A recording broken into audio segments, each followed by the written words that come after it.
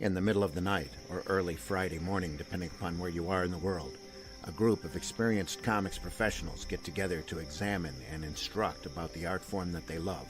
That's great comic artwork on Comics by Night, Fridays at 5 a.m. Eastern, here on the Indie Comics Network, indiecomicsnetwork.com. What was that? This is not a charade.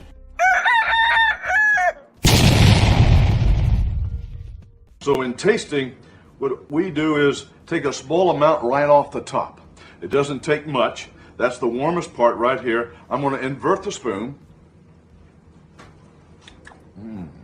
Cover all 9,000 taste bud. Aerate it. Warm it up. Driving up that top note, that cream, pure vanilla, sweeteners. That's a 10.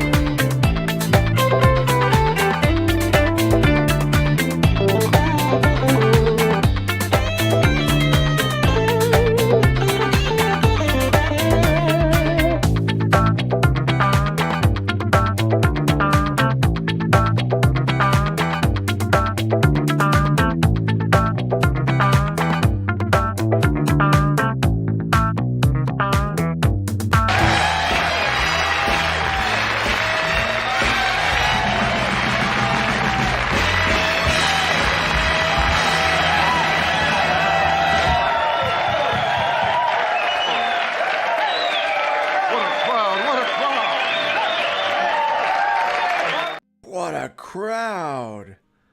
Good morning, everybody. How you guys doing? What a crowd. Yeah, we're doing What a crowd. We don't have whiskey today. Yeah. No whiskey today, but that's okay. Yeah, I've got bourbon. I have my problems with In there. Canada, so yeah, I'm we have kind of coffee. welcome whiskey's not here. Yeah, very nice. So, Yeah. how are you guys doing today? Doing all right? We're doing great. Going crazy. It's all right. Yeah. If you hear anything going on above my head, I've got the construction guys here.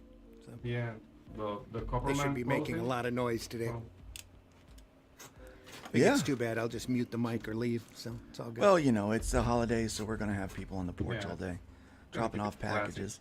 So, we're actually doing Christmas a little early in our house. oh, nice. Yeah, so we are going to be going up to Kokomo to spend Christmas with the in-laws and the up there, and so we're doing our own little family Christmas here before we leave, oh, cool. which means I have to have all the presents wrapped beforehand. Get your ducks in the row.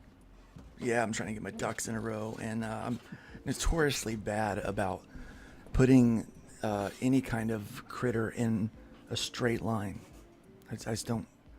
Yeah. I don't do well at it. It's not my forte really. So Things are so crazy here. We're not having our family Christmas until like the week into January. nice. Yeah. Have you guys ever watched a show called The Middle? No. Okay, it's about these people. They're notoriously disorganized. They live in Southern Indiana, of all places.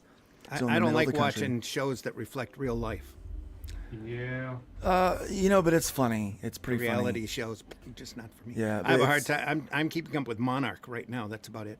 So Yeah, it's still pretty funny though. So they do this thing where they'll float a holiday.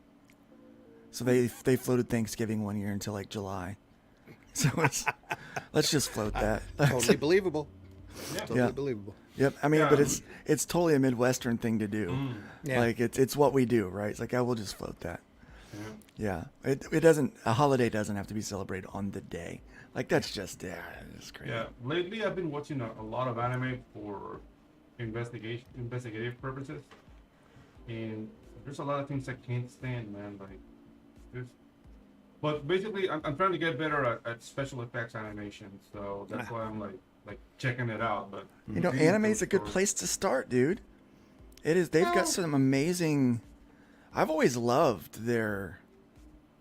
Just the energy, just the vibe of it. Yeah, man. but I remember I back in mean, the 90s. the all that energy, stuff. the energy's just shortcuts, man. Like it's not really like you want to do like an anime style fight scene. It's not as difficult as animating a Warner Brothers acting between Bugs Bunny and Daffy Duck. That's way Oh yeah, hard. oh yeah. I On the- understand. It's shortcuts. Yeah. It's why I it's love a it. hard it's a hard road to get close to perfection.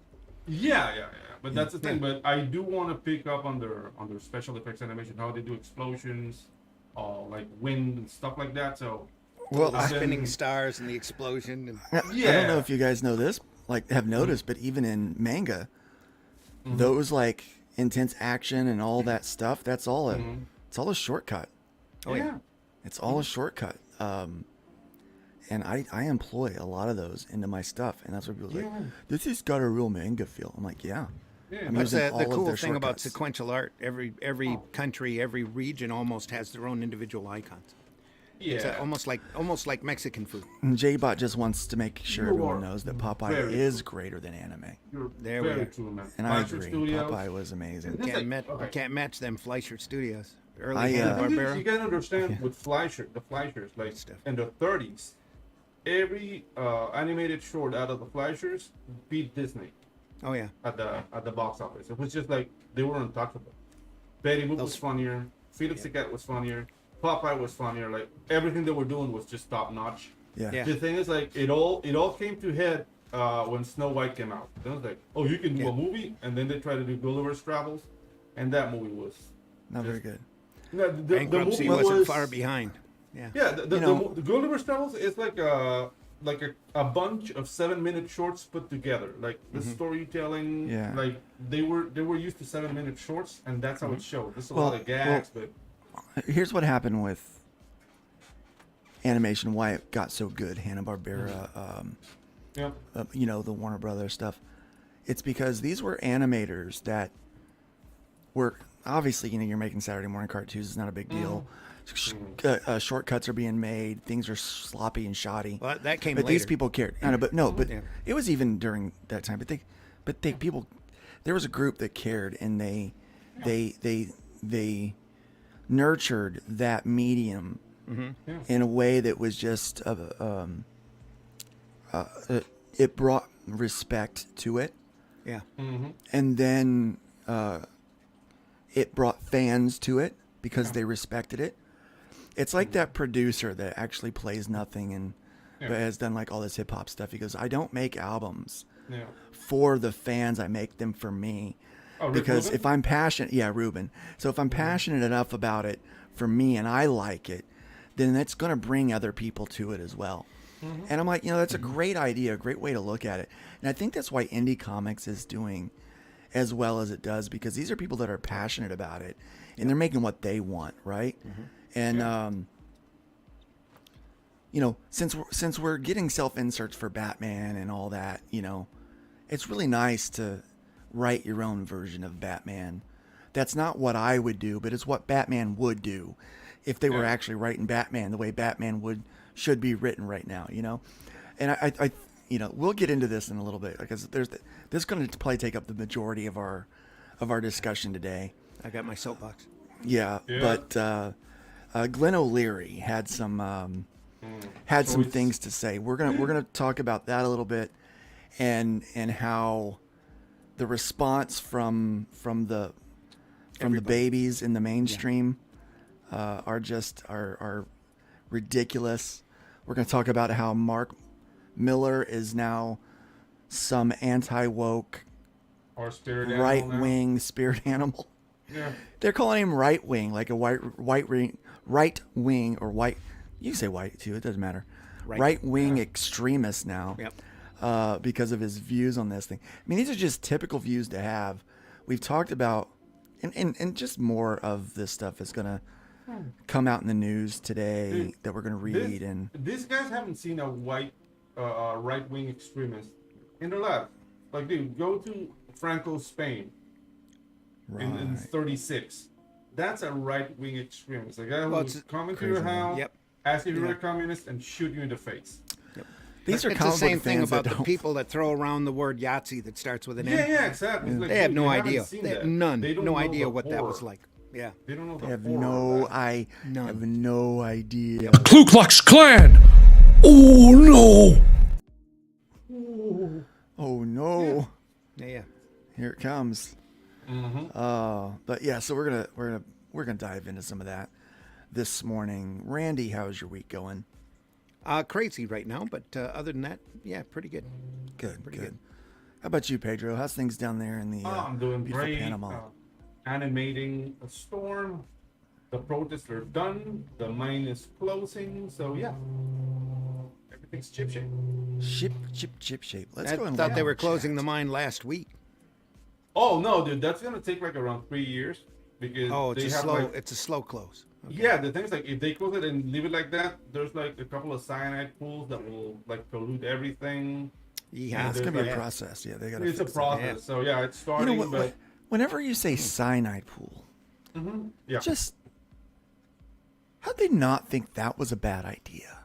Oh, the thing is that in order to distill and clean up the materials, they need to bathe them in cyanide. So it's more like an economical decision. Yeah. burn off the Because the things impurities. that- Is that- Yeah. So the thing is like this Canadian company, they have mines in Canada, but the mines in Canada, they have lakes with fish right next to the mine because it's clean as hell because of the Canadian legislation.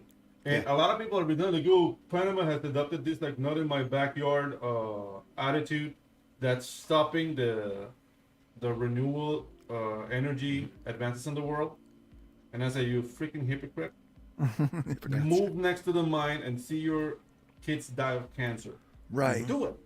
Right. And it's You don't know how it is down here. yeah. I mean, it's just like people talking about their all electric cars and stuff like that. Yeah. And you know Idiots. it's all great and everything. So but when you think about how that cobalt is mined, Yeah, dude. By kids. by children, and people Benin. with their bare hands. And I can't say the name of that country because the channel's gonna get Not allowed. Yeah, not allowed to say it. Not allowed to say Yeah, it. but It's yeah, like that time when the when it's that like Nigeria, but doctor shorter. from the Yeah. that doctor from the WHO organization said that when they started asking him about Taiwan and he wouldn't even say it. He wouldn't say the word. He wouldn't say the name of the country.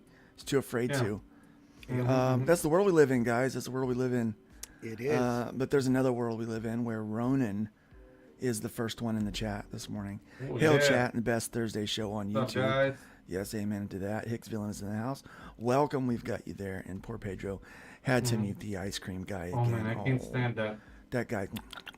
Yeah. So crazy. oh yeah. So crazy. Levi Skeen's in the house. Welcome.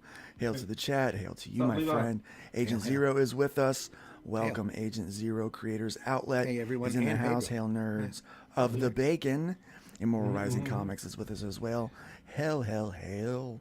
And we've got Genuine Comics in the house. Greetings, everyone. Greetings to you. We've already welcomed J-Bot with his Popeye is greater than anime. We agree. We agree. Immortal Rising says late 80s, early 90s anime is still next level to a lot of today's anime. It really is. I don't They want- were- I don't- Well, they figured I'm out how to sorry, cheapen stuff. it up. Is what it is. No, I don't want They to say do. it. I don't want to say it, but the thing is that the tools that have been made for animation have made the animators of less quality than what we had in the 80s. In the 80s, we had to No. draw everything. and that it lazy, shows. yeah. Well, Now, would we it's- consider Studio Ghibli to be in a completely different class? Yes, to me, it's not even anime. 'Cause the things like the storytelling. Yeah, the storytelling. Okay. Is it Ghibli or Studio Ghibli? uses, it's Ghibli. Ghibli? Okay. Yeah, Ghibli is the I never winds. It's the winds that come from the northern Africa and hit Italy. So It's now called it the makes Ghibli. sense to me why these kids call them GIFs instead of GIFs. Jibs? No, nothing to Gibbers? do with that. Yeah, but yeah, like the thing is like, Hayao Miyazaki like favorite project is Porco Rosso. I don't know if you've seen that movie. Oh, yeah. The guy with the flying pig. Pig. He Yeah. was obsessed with the aviators from the Adriatic, like the guys who work flew like water planes. I don't know if you follow me. Right. Yeah. And yeah, like the Ghibli is the wind they were waiting for at some part of the year because it was easier to take off using those winds. So that's why his studio's called Ghibli. Right. All And right. folks, So if you haven't seen any of Miyazaki's history. work, and you have Max, shame on you. I've seen it. Because there's an entire hub of Ghibli stuff there just waiting for you Amazing to enjoy. stuff. Yeah. Yeah. And if My you kids haven't, watch play it with, all yeah. the time. Yeah, it's a couple of Amazing. weeks of fun if you haven't Yep. watched anything. But I actually like The best of the recommend best. people to watch early Miyazaki work because you can see the seeds when you see the movies. No, you see Nausicaa the is a pedigree. favorite of mine. Oh no, but there's something before. He did Future Oh, Boy yeah. Conan. If you haven't, And you know, guys seen I don't Future have Boy any Conan? weeb Yeah. clips because I didn't realize I'm a weeb. that I didn't realize that Randy. Let's just settle for a second. Realize that Randy's a weeb. Yep. What do you mean?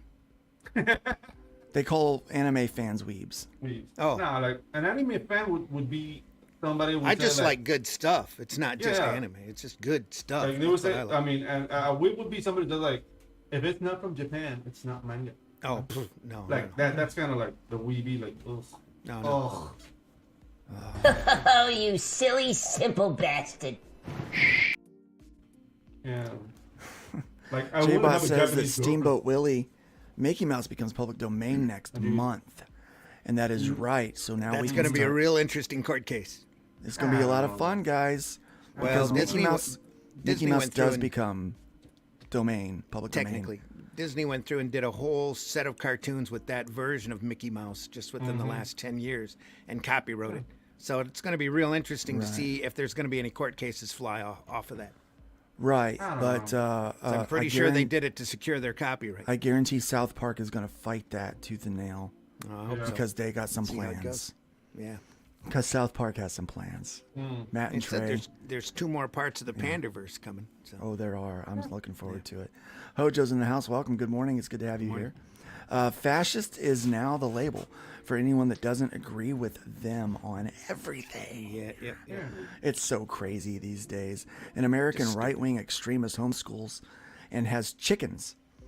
I guess dude. I What a homeschool, monster. but I don't have chickens. I I got would a have monster. chickens. I wouldn't consider myself an extremist, though. Yeah. I mean, but it doesn't matter what you think; it's what they think about it. Agent Zero says, true. I'm getting spicy.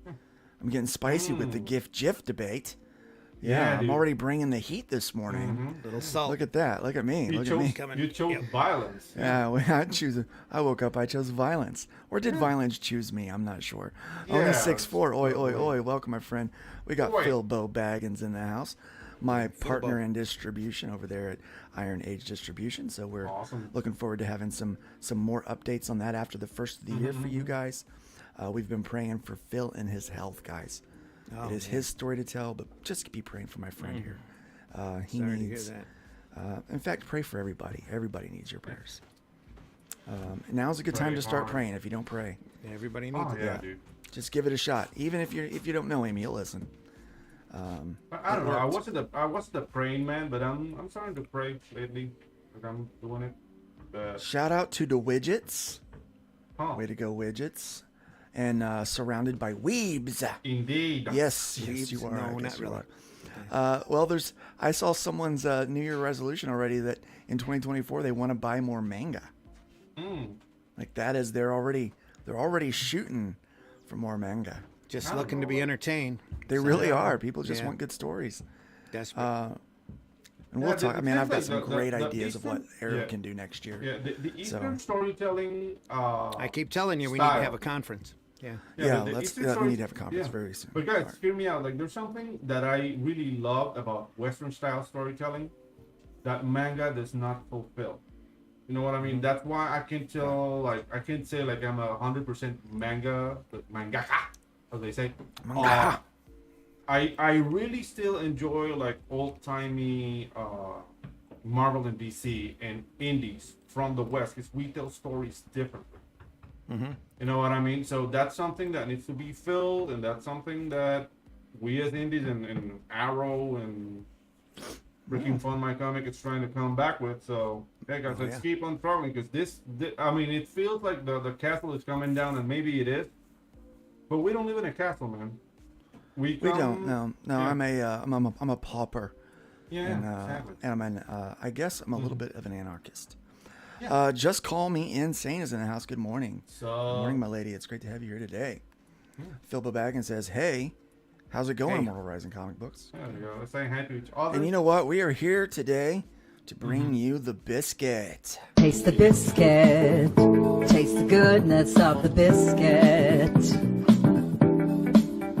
Taste the honey sauce. Taste the goodness of the biscuit with the honey sauce. Taste that honey sauce. The honey Dude, that sauce. lady reminds me of the days when I was like a tourist guide. I used to handle old ladies like that. Speaking of honey sauce, guys, we've got some news to read. Yeah. Guys, looking forward. Make sure you sound off there in the chat. Let us know what's going on. Let us know your opinion. We're going to try to keep an eye on that. Randy's going to keep an eye on that chat while I'm over here at the controls for this thing. Oh, All right, so we've got a few good things going on here. Let's start out with this article. GameStop cuts loss on sales decline in quarter three. GameStop cut its loss on a substantial sales decline in quarter three, the company reported in its quarterly financials. Sales were down 9.1% overall to $1.078 billion from a $1.187 billion. Now that doesn't sound like a lot, folks, but let me tell you what, when you're dealing in those kind of numbers, that hurts because even 10% of what you projected that your sales would be based from last year can blow your entire budget. I mean, that means layoffs, and that means managers not getting bonuses when they're depending on bonuses. I mean, that means fewer sales, and I mean, that's not good, guys. That's rough, especially leading into the holiday season like that. Yeah. I think Judas Priest has a song that it's really accurate to this. Some heads are gonna roll. Some heads are gonna roll. Yeah. But Some so heads not only are was it gonna down roll. 1.186, down from the 1.186 billion a year ago period, and it's down 13% in the U.S. The biggest percentage change in sales was in the collectibles category, included tabletop games and merch, where sales were down 14.3% to 29.7 million for the quarter. Game software and hardware and accessories were both down 7.5%. What are you telling me? That wall of Funko Pops ain't selling? Oh All no. the Funko Pops ain't selling. That must be what it is, guys. We saw this coming when earlier in the year when Funko Pop was doing what it was doing. GameStop lost $3.1 million in the quarter, a big improvement from the $94.7 million loss in the year-ago quarter. So it's down, but it's not down as bad as it was a year ago. So W thinking right there. at least they're Thank finding, God. at least they found the strawberry. You know what they say. We lost money. But we Yeah. didn't lose as much money as we did last Exactly. year. We're But losing primarily money. behind cost cuts. Yeah, So like, they we lost a hand didn't last lose it year. because they fired a bunch of people, right? Yeah, exactly. And they We closed lost a bunch of finger this year, stores. guys. It's an Sa- improvement. Sales have been dropping pretty rapidly at GameStop, especially in the collectibles category, but costs have been cut faster, stanching the bleeding of cash to fund operating losses. So they are trying to do what they can to correct. Unfortunately, I don't think that they have a solid business model with games and collectibles, with collectibles going down. And games, most people, I don't even buy physical games anymore. We just download it directly from Microsoft, or we have the Game Pass thing. I've not been in a GameStop in over 2-3 years, I think. GameStop's the number one place to dumpster dive for free stuff, Yeah, they're doing. according to Levi's scheme. Hi, I Levi. am really upset though because it's going to be a lot of people out of work when that Yeah. goes down. I'm not looking forward to that. I think that's not going to be good for our economy.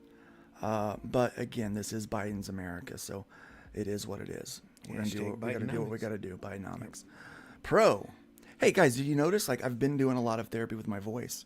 I don't know if you noticed how clear it sounds today. Yeah. How strong they're sounding. So yeah, we are doing much better. So praise.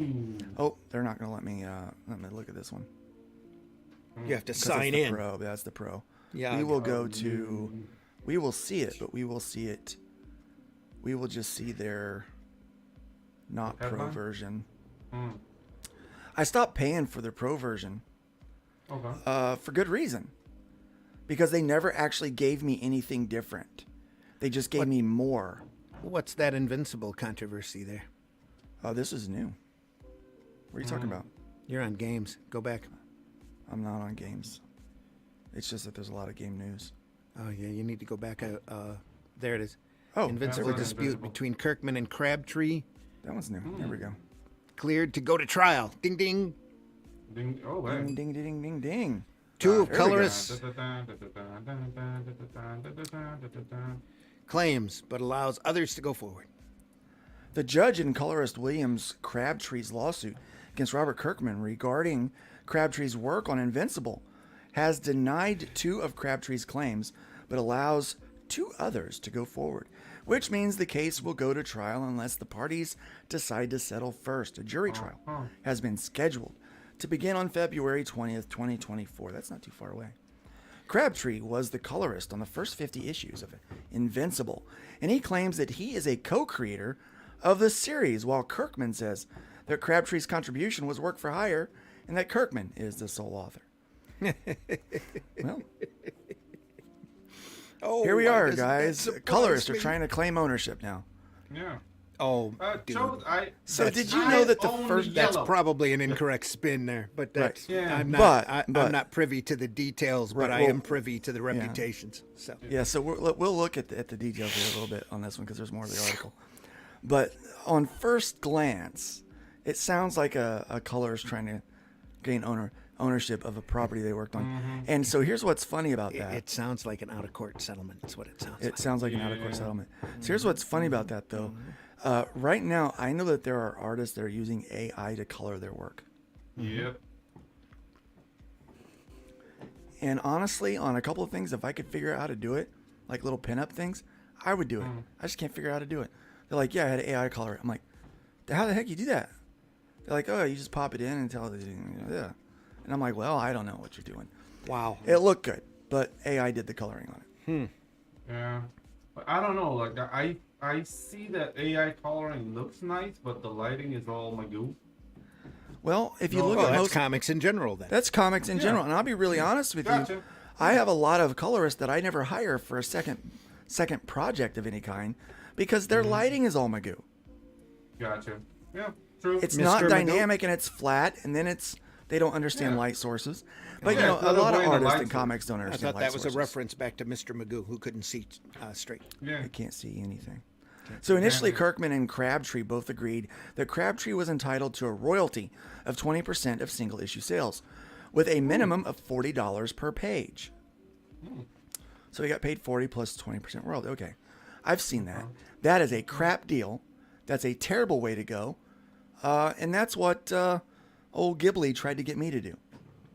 Nice. Crabtree also claims that Kirkman agreed to pay him 10% royalties on any media deals. Kirkman disputes that, although he did in fact pay Crabtree in connection with their possible deal with MTV, a payment that he later described as a bonus.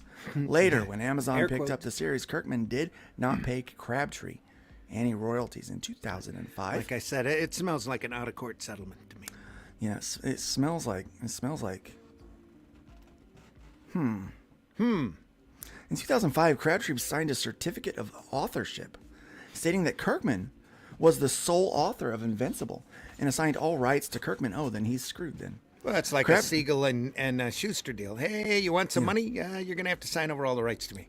Crabtree claims that Kirkman told him the certificate was needed to negotiate a deal with there you movie go. studios. Yeah. And that their initial agreement would remain unchanged. Crabtree, you're an idiot. Later in understand contracts. Understand contract law. I know it's boring. I know it is soul sucking, but you have to understand contracts. I have like a 30, 40-minute video, whatever it is, that Pedro edited for me about contracts that you write for yourself. Understand contracts. We had for 2 weeks we fussed with a guy on Twitter who doesn't understand contract law and misinterpreted the terms of service for Fund My Comic for 2 weeks because he doesn't understand contract law, doesn't understand the scope of what our business was, how the contract applied to it. Understand contract law, guys. Well, like we said earlier off camera, this is the difference between, air quotes again, community and industry. Industry is a business. Community, you believe everybody's your best friend. Your neighbor is looking out for you, and that's not the way business works. If you sign anything that gives away sole authorship, then you're done. Well, you should know that later on that's everything going to would be stay used the against same you. with Kirkman, and But verbal contracts are null and void in the court. Yeah, it's not the same. Like, obviously, it's not going to be. Everybody gets that every time they buy a cell phone. They get all of these promises at the counter, and then when it comes to actually trying to get them to live up to it, no. So later in actual company 2012, doesn't promise any of that. Exactly. Yeah. So later in 2012, the two had a conversation in which Kirkman stated clearly that the work was entirely his. Yeah. But you signed 2005 that it was entirely yours. So you knew that was coming. I mean, come on, man. Come on. Well, Nobody. You never know where this stuff's going to go. Honestly, when it comes to this stuff, and when people start seeing money, Siegel and money Schuster had changes no them. idea when Money they changes sold them. Superman for $130.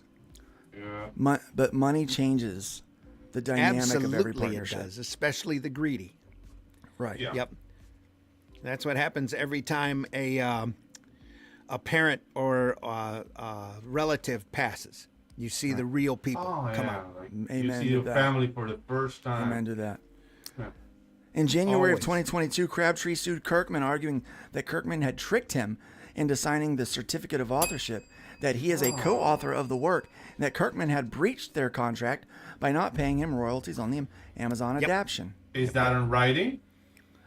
In an order granting partial summary judgment, U.S. District Court Judge Mame Iwusi Mensa, Frimpong, dear God, I screwed that up bad. Dropping a big Wow, ball that is Mami, what's mensa frimpong? Yeah. ruled that the I don't know. statute of limitations on copyright disputes and fraud had expired, so Crabtree could not request a court order stating that was a co-author of Invincible. Got him on a technicality. Nor could he pursue the fraud claim. However, she did permit his claim that the certificate itself was invalid and that Kirkman had breached an oral contract to go forward. Well, the judge believes there's a there. She does. That's why she let it go on. So if Kirkman was smart and Kirkman's lawyers were intelligent, they just quietly adhere to the old agreement and So, given they- history, should have just, as soon as this ruling came down, the lawyers should have gone back to him and said, hey, old agreement plus the in 2012, Kirkman and longtime collaborator Tony Moore settled several lawsuits regarding the said. rights to The Walking Dead. don't know the details, but we know the reputation. We know Kirkman.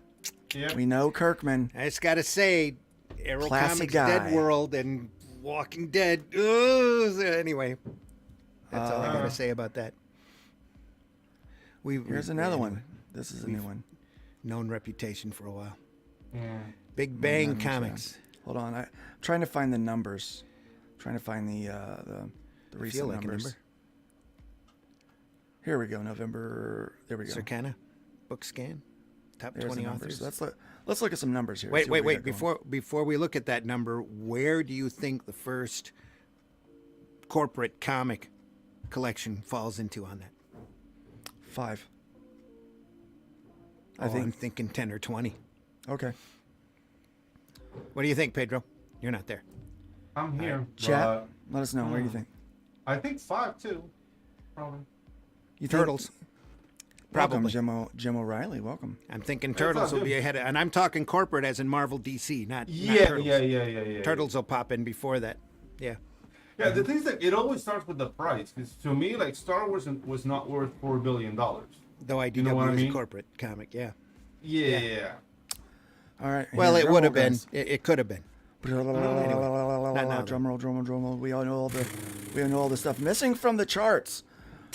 Our frequent author bestsellers, They Called Us Enemy, Genderqueer, and Frank's Diary, and Fun Home, no longer on the chart. The novelty wore off, folks. Well, you know, No. right, gender number queer is one. a whole can of worms we've covered in the past. The Mysteries hardcover, author Bill Watson, publisher Andrews McNeil. Invincible. Bill Watterson. This is Calvin and Hobbes, dude. Bill Watterson, yeah. Invincible, Compendium, Volume number 1. That's Image. By Okay. Image. Image. Yep. The Dangerous Convenience Store, Volume 1. 7 Whoever Seas Entertainment. 945 is, that's a great author. There you Seven are. Seas Entertainment. 945. Yeah. He feels like a Ink number Galore. 2. Laura Laura Olympus, Olympus. number 4. Oh, Webtoons. Laura Olympus, number 5. Well, Ooh, yeah. they Yep. were not in the top 5. Now, if you haven't seen those Laura Olympus volumes, you should look at them because they are really nice. They're really nice looking pretty. products. Yep. Really, Pretty. really nice. Really nice. Really nice. Really good stuff. Solo Leveling, Volume 7. There's number 6. That's another. Yen. That's a manhwa. Must I Be Must Be Dreaming Dreaming Hardcore, hardcover. Roz Chast, Bloomsbury. Who are they? I have no idea. Villains Okay. are destined to die. Volume 5. One, yeah, that's Highest another Press, manhwa. Laura Olympus, Volume 5. Invincible, Volume Invincible 2 is in Compendium, 10. Volume 2. Calvin and Hobbes, We're at 11. 11. Compendium, Solo Leveling. Solo Leveling, Yen, okay. Pen. Penny, Or Olympus. Graphic Memoir, Or Olympus. 7 Fates. Watership Down, the graphic Watership novel. Down. Cool Watership on whoever Volume. did that. 10-speed press. Stepmother, That'll be enough to scare some kids more than Invincible. genderqueer. Yeah. Okay, well. They're not even in the Four top are 20. 20. I don't know. Like I put Watership Down right next to the new Superman issue where he's going on a picnic with his boyfriend. Like, I wonder that's- how that looks compared that's to the scary. movie. Yeah. What are these? Superhero chart. Superhero graphic Oh, they had novels, to make a okay. superhero Oh. chart. Had to do its own. No. Yep, yep. And yeah, Tokyo Pop is at the top. Yep. Nightmare Turtles, Before Christmas, IDW. though, that's a solid property. Kevin Yeah, it Eastman. is. Turtles, IDW. Star Chronicle Wars, Books. Oni. Mandalorian. Oni made it up there with Wait. Rick and Morty. Rick and That's Morty. why it's Rick and Morty. Wait, Then you we have got to wait. DC with the Sandman There we Book are. 1. Dude, you have to Watchmen, the wait Deluxe until- Edition. These are like old books. Old Batman Year books. 1. 80, But guys, 88, that is 82. superhero. The Killing 83. Joke. Dude, in superhero comics, you have to wait until position 6 to see the first superhero book. Not just that, but you have to go back 20 years, too. And that's dude. Alan Moore. Whoa. You're That's all we're saying. Yeah. you're That's getting the Neil Wizard. Gaiman's and Frank Miller's. A lot of Alan Moore.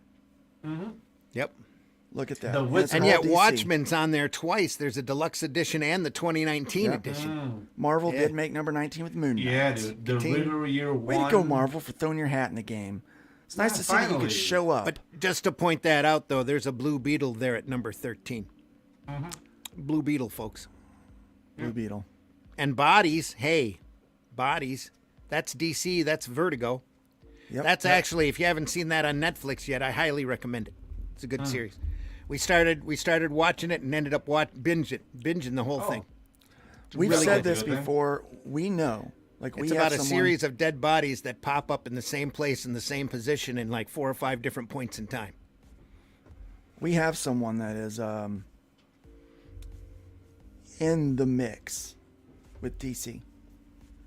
And they said that there are titles that are selling sub 1,000 Yes. on their floppies. That these easily could be digital print kind of things. They're obviously printing more for the print run because they have to. But 2 or 3. they're not selling. They'll be in Yeah. 5-packs. Yeah, Ollie's. they're printing 2,000 or 3,000 copies and Yep. they're selling 700, 800 copies. Ooh. That's because your per unit cost when you mass web press those are so low. You can sell 1,000 and make money printing 3. The manga, we're not surprised by this list. One by this Piece, list. One obviously. Piece at the top. Yeah. Yeah. Jujutsu. Chainsaw Man's number 2. Chainsaw Jujutsu's Man. number 2. Yeah. Okay. Jujutsu Berserker. Kaisen. Berserker. I've watched. I haven't read the manga, but I've read the anime. Of what? Very Jujutsu Kaisen number 2. Okay. So it's very dark, and Is it good, though? Everybody keeps dying, but it's good. My son is getting me hooked up with Demon Slayer. He's a big fan. Demon Slayer is nice. Oh, yeah. But I was surprised by Jujutsu Kaisen. It's way better. Okay. Spy Family X, it's like a comedy kind of thing. Now, is that an anime, the Jujutsu Kaisen? It's an anime, but you can get them at the books too. So that's normally how it works. Like you get the book first, then you get the anime. The anime promotes the book, and then you get more book sales. Do you know if the anime is streaming anywhere around here? In Crunchyroll. Oh, okay. Crunchyroll. Yep. Mm-hmm. All right. Mad Cave taps Eisner winner Jordi Belair to write Princess Guinevere. Somebody got a participation award. Yeah. Writer and Eisner Award winning colorist. Another colorist? What did he win the Eisner for? Participation award. Okay, so he's a writer. Did he win it for the Eisner? No, for writing he's for an coloring? Eisner Award-winning colorist. Yeah, maybe she made a period piece. Oh. Jordi Belair. Mm-hmm. One writer of she's one writer of Princess Guinevere. She will be the writer of Princess Guinevere as the the writer of Princess Guinevere and the Jewel Writers, a new graphic novel series to be released by Mad Cave's young adult imprint Maverick. Now, Mad Cave does good work usually. Yeah. They know how to maintain some money. Yeah. They're doing all right. They're one of the Florida companies that I respect. Okay. Cool. Yeah. They've been around for a while. Well, good for them. Mad Cave signed a deal early in the year to create graphic novels based on two 1990s vintage animated properties from 41 Entertainment. Princess Guinevere and the Jewel Riders ran in 1995 to 1996 and was the basis for Rachel Roberts' young adult Avalon Web of Magic novels. Didn't we read that article not too long ago? We about did, a couple yes, of we months did. ago? Yeah. Yes, we did. Yeah. They were adapted into Avalon, The Warlock Diaries. So this is another one of their titles. There you go. They're doing it, man. Man Cave is on. They're doing some stuff. All right. Well, the YA market is so profitable right now, but especially in the box stores, your Walmarts and Targets and that kind of thing. So we wish them the best. Randy, you want to read this one for us? Macro numbers on early holiday sales promising. Thanksgiving weekend, November book sales outperform. Thanksgiving weekend outperforming expectations and a strong, missed a line. Early indications at the macro level for holiday sales have been promising, with Thanksgiving weekend outperforming expectations and a strong start to sales of book format products in November, according to two reports released recently. A record 200.4 million consumers shopped over the 5-day Thanksgiving weekend, according to the annual survey from the National Retail Federation, and Prosper Insights and Analytics are easily beating NRF's expectations of 182 million shoppers and last year's record 196.7 million shoppers. Brick and mortar versus online didn't move much, according to the report. There were 121.4 million brick and mortar shoppers, down slightly from 122.7 million in Thanksgiving weekend of 2022, and 134.2 million online shoppers, up slightly from 130.2 million in 2022. Now, I just want to say that a difference of 400 million, for them to say it was slight, anyway. I'd like to have a slight increase in my books of 4 million. Right. Yeah, we have a different definition of slight. Yep. November book sales also outperformed expectations, according to BookScan numbers released by Circana Books. Although book sales have been down substantially throughout the year, November unit sales were nearly flat year over year, down just 0.2% versus November 2022. Year-to-date sales were pulled up by November's numbers and are down 3% through the end of November. So they're looking good. They're down, but they're still they're down. But they're good. They're down. Again, it's one of those weird articles, right? That is a, we failed successfully, kind of articles. It starts off, you think, oh, they're doing great, and then they tell you at the end that really we're down 3%. That just calls to mind like when our president says the economy is strong. Yeah, but the Yeah. overall during the holiday season, it's up 1%. So we're down 3%, but we're up 1% In in units. a small little section. In units and In 5% in MSRP value. Well, that's great. I Manufacturer's mean, that's suggested retail price value. But I will say that even though According to this the report. article is a little misleading, what I do see here is that people are buying books for Christmas for people. Yep. Yeah. Like that is, I think that's what we need to. Well, I think they're about that. finding that readership in general went up thanks to the bug. Because, like, for example, my wife, while they were down flattening the curve, she read a book a day. Yeah. A big paperback book. You know, she just sat in her chair and read a book a day. Personally, I that's don't want easier. stuff. That just blows my mind. Hello, Right? I Whiskey. don't really want stuff for Christmas. But if you buy me a book, like it's like, hey, here's a volume of a new manga that you've never read before. I think you'll like it. Or hey, here's something that I've got. Like right now, I've got an Eisner book that I want that is in my Amazon cart that I'm just waiting. Maybe Which someone one? will get it for me for Christmas. It's the. Let me tell you, because the whole audience might want this one. It is the. While you're looking for that, we just anatomy. want to thank our chat. Santi, no one wants to bother learning contracts, and it drives me nuts. Yep. Says Kirkman is a snake. There, I said it. Oh, sorry, Agent Zero. Yes, you did. said it. Hi, guys. Jim O'Reilly in the house. If you like Demon Slayer, check out Goblin Slayer. Yeah, come on. So it's this book called Expressive Anatomy for Comics and Narrative. Oh, Principles there you and go. Practices by Will Eisner. They have a paperback version for $17 over there. That sounds great. And it sounds like what's up, Whiskey? it's a great looking book. Welcome, Whiskey. It's nice to have you here, man. Yeah, sorry. I slept in, gentlemen. I apologize. That's understandable. Jesus. It happens from time to time. Honest. You're just getting onto Central Time Zone. That's all. You know, and so I mean that's for me it's like give me a book or something. I want some entertainment, something that I can something I can sit back and read at my leisure. Yep. Yeah, for Christmas, I've always hated things that are practical. You know how you get like socks and stuff? I want something that's just completely just like entertainment value or like, Yep. nothing at all. I'm getting a new chainsaw for Christmas. I'm hoping for a That has Hellfish entertainment plushie value. myself. Yeah, it's gonna be fun. Let's see if Rob. Here's your guy again, Selkowitz- Rob Selkowitz. Let's see how I feel about Rob today, guys. Yeah. Is a post-superhero direct market even possible? You want me to read it? Can you please play Doom and Gloom on the background while we read this? It has been said that big changes happen gradually and then suddenly. That's certainly the case with the recent panic around the fate of the direct market. Panic at This the Disco. particular handwriting has been on the wall since at least the late 1990s. Bullshit.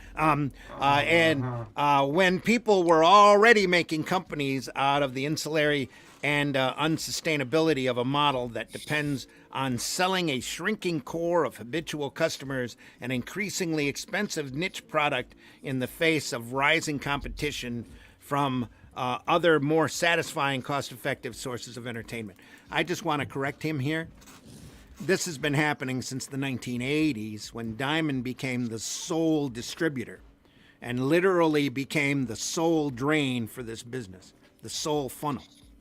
We've been looking at a downward spiral ever since that point. A lot of people didn't want to see it, just like they don't want to see it now. But it's been there, and we knew it was there when they started slamming us, especially in the 90s and the 2000s, about making additional hoops and trying to keep the independent guys out of the retail shops. Hey, Randy, you might know this. Has anybody ever tried to go to bat against them and sue them for damages? Yeah, they lost. They lost, of course. Yep. Well, there's a lot of rumor about that too, but the way that they lost, see, are we playing Doom and Gloom in the background? Yeah. Is that what this is? Okay. Yep. Yeah. The way that they lost is they sued them for being a monopoly, which they are. They went to the court and said, hey, we're not a monopoly. We distribute magazines. And there's a lot of other magazines distributors out there. And the judge said, yeah, you distribute magazines. And there's a lot of other magazine distributors out there. You're not a monopoly. And it was all BS because they're a monopoly to the retail shops, to the direct market, and they've been hurting the direct market ever since. And that's why there's so much stifling in the art form, is because they keep telling these retailers, and they're paying for this now.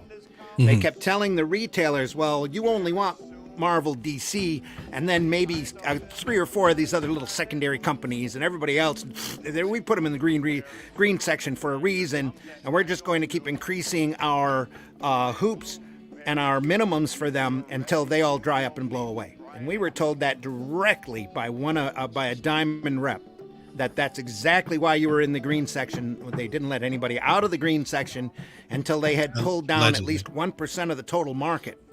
And then Diamond went after them and made them exclusive so that they wouldn't go to any other distributor. So Benjamin says those Eisner books are great. I have the collection. Great info, always. Yep. We got Flip City here. Welcome. Eisner's definitely a mentor of mine. So, hail, nerds. Can't go wrong with Eisner? No, nope, not at all. No, you cannot. There's a reason why he's looked at as the grandfather of the graphic novel. You know, and why he did the spirit section for decades. Not a terrible idea, Headless. Yeah. Should have been publishing magazine size reprint. Well, yeah, but they don't want to do that because they don't want to show everybody else how great they used to be. Yeah. Right. Marvel DC should have been publishing magazine size reprint. Sorry. Hang on, I didn't finish reading that. I'm pulling it up. Reprints and anthologies through newsstand distributors to maintain presence outside the direct market. They used to put together the Essentials and the DC Showcase books that are phenomenal. I've got bookcases dedicated to each one. There's great, great, great stuff. The problem is everybody kept coming at them and going, how come your stuff's not as good as the old stuff? And that was a problem back when DDO was running DC. He was stunned because they were doing facsimile editions of famous comics. And those facsimile editions were outselling the new comics, and he couldn't understand why. How come you guys suck now? Exactly. Yeah, nobody wants to hear that. You used to be really good, but now you just suck. Like, wow, you guys are Feels like, honestly, that's how I feel about the Democratic Party. Like, you guys used to be really good. Now you just suck. Suck. Why do you suck now?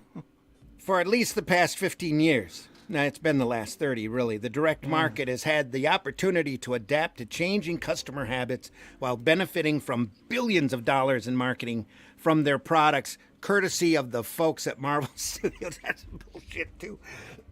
What $1 million of products, courtesy of the folks at Marvel Studios, Warner and its various incarnations, Sony and the rest. They didn't capitalize. Marvel and DC didn't capitalize on their own opportunities. But they've had billions of dollars in marketing clout from every retailer out there who's had their own comic shop, who's been trying to push this stuff down everybody's throats. And now that it's mutated so much, they've just had enough. And they're walking away. Right. The key problem there isn't the fact that they hate the books. It's the fact that they're apathetic towards them, and they just stop buying it. They Bud Lighted themselves, is what it is. I mean, they're unrecognizable, though. That's a problem. Yeah, Like, you pick up a book today. And that's why they don't want to reprint anything now. Yeah. You go back to those old You go back to those old crazy Dick Sprang Batmans, and you look at the current Batman. It's night and day. I mean, it has been for years, but the entertainment value, the whimsy in those old Batman books are phenomenal. Yeah, Bat Hound, Bat Mite. Bat, man bat, Batwoman, Batgirl, all of that stuff.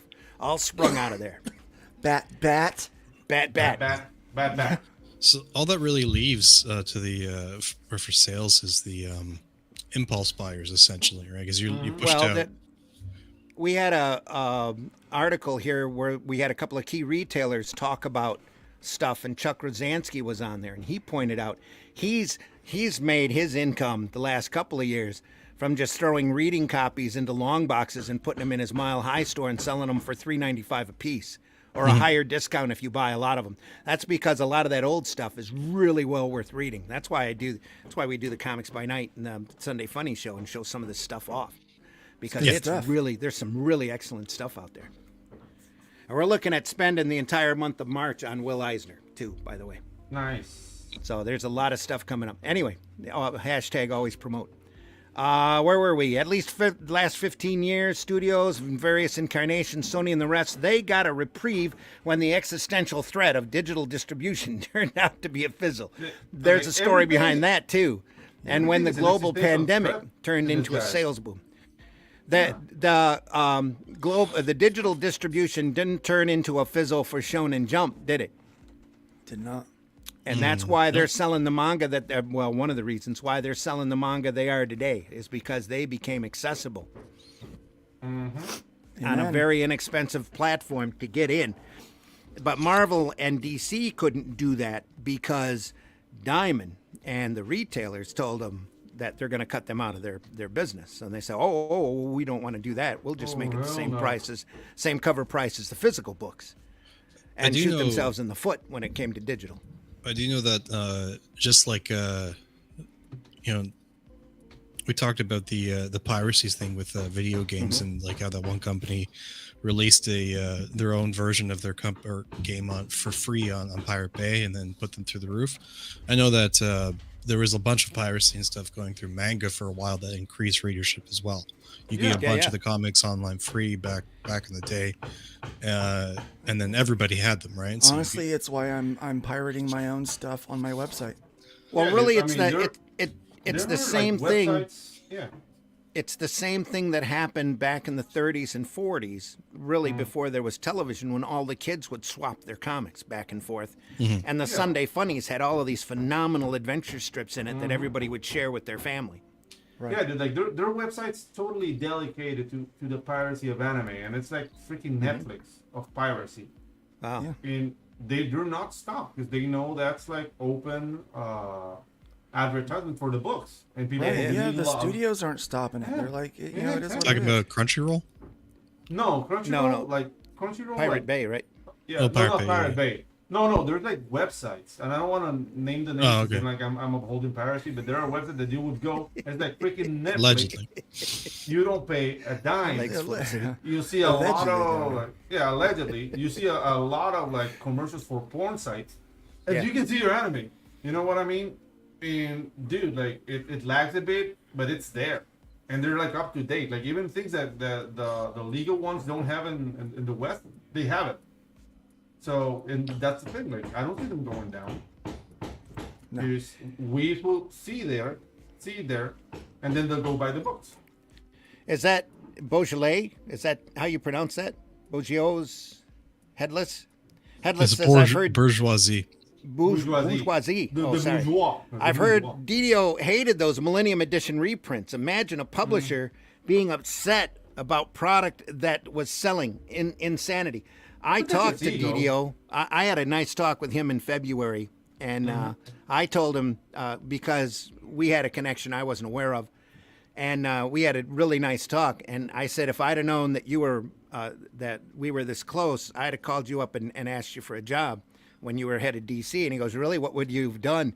And I said, I'd have begged to be your reprint editor. And he rolled his eyes and goes, oh, man. Says, we could have used you, too, because the only stuff they were printing up there was the same crap over and over again. I told them to go back in the library and dig up the really good stuff, and they just wouldn't do it. That's exactly what he told me. So don't blame Didio for it. He couldn't understand why the facsimiles weren't selling, absolutely. But he had a hard time with those reprint guys to get him to reprint the really good stuff. And believe me, there's a lot of really good stuff in the DC library that they've never touched. So you're telling me there's people who don't want to work, who were working at DC? There you go. Yeah, amazing, isn't it? Just like today. Anyway, Flip City says, I come for the industry news and stay for Randy railing on Diamond. There you are. Yeah, that's great. There's two things you can count on. The Earth will be spinning, and Randy will be railing on Diamond. Just a little salty, but there's reasons. It's the gift that keeps on giving. It's the whole industry. We'll get into that later about this whole this whole industry thing. So the human body needs salt, man. This is a service from Randy. Yep. Where are we? Two pillars of superhero appeal: collectability and continuity. But for all the lip service given to potential other ways of doing business, a large number of traditional direct market stores still depend on hardcore enthusiasts and collectors. He's dead on there. I have heard a few retailers speak both publicly and privately about the importance of variant editions, much disparaged in some quarters as a vital revenue lifeline. And why? Because enough customers believe there is enough value in these manufactured collectibles to pay a premium for them. Yeah. Well, that's not wrong. No, it's not wrong. Yeah, I agree Is with there him a- on that. Yeah. Is there a genuine secondary market demand for random variant covers 6 or 12 months after the books have come out? Are the people who pay for them completist collectors or a specific title or artist, or are they hoping for a return on investment down the line? I think it's the latter on that one. I think it's a combination of both, but mostly the latter. I think there's people out there, if Frank Cho does a cover, everybody, the Frank Cho collectors are going to buy it. Yeah. But I think for the most part, speculators have really come in with all of this, and Yeah. they started. Oh, yeah. They started printing for the speculator. Well, that's too true. Yep. I have no idea because I personally find the topic one of the most tedious in the business. It's another word. I don't want to tell others how to spend their money, but this particular fetish has always baffled me, and it seems a slim reed to hang the financial fortunes of the industry on. Well, they've been hanging there for like the last decade, dude. Yeah, but Again, that's a I little bit kind of agree with him disrespectful. on that. Yeah. Dude, the thing- What's happening to the world? I'm agreeing with Rob. Yeah. Isn't that scary? Calling it a fetish sounds a little bit disrespectful, though. 'Cause, I don't know. I actually kind of like that. Yeah, I don't know. Like, I try not to Thought I heard my name. insult customers like that. You know what I mean? Losing the thread I on don't know. continuity. The more substantial lifeline is when it comes to sales of serialized superhero comics is continuity. The cover of a book is skin deep. The story goes right to the bone. There's an established value to character first appearances, key storyline developments, and other turning points in long-running stories that trigger an emotional investment of long-time readers. Ooh, where's he going? Better be careful. Say what you You're right, want Minger. about the sprawling, drawn-out epics of Jim Shooter and 90s era Marvel, but they knew how to create crescendos and payoffs in the storytelling that stoked the enthusiasm of longtime fans and created genuine excitement, even if some of it was Rob bidding on us? incomprehensible to less experienced readers. He's got that right, too. Yeah. Yeah, he's hitting on us hard. Wow. Man. Yep. Editorially, neither Marvel nor DC has been able to recreate that in quite some time. Partly, this is due to event fatigue, much commented on phenomenon that dates at, it's not event fatigue, it's lack of quality fatigue. Yeah, it's A stupid phenomenon event fatigue. Yeah.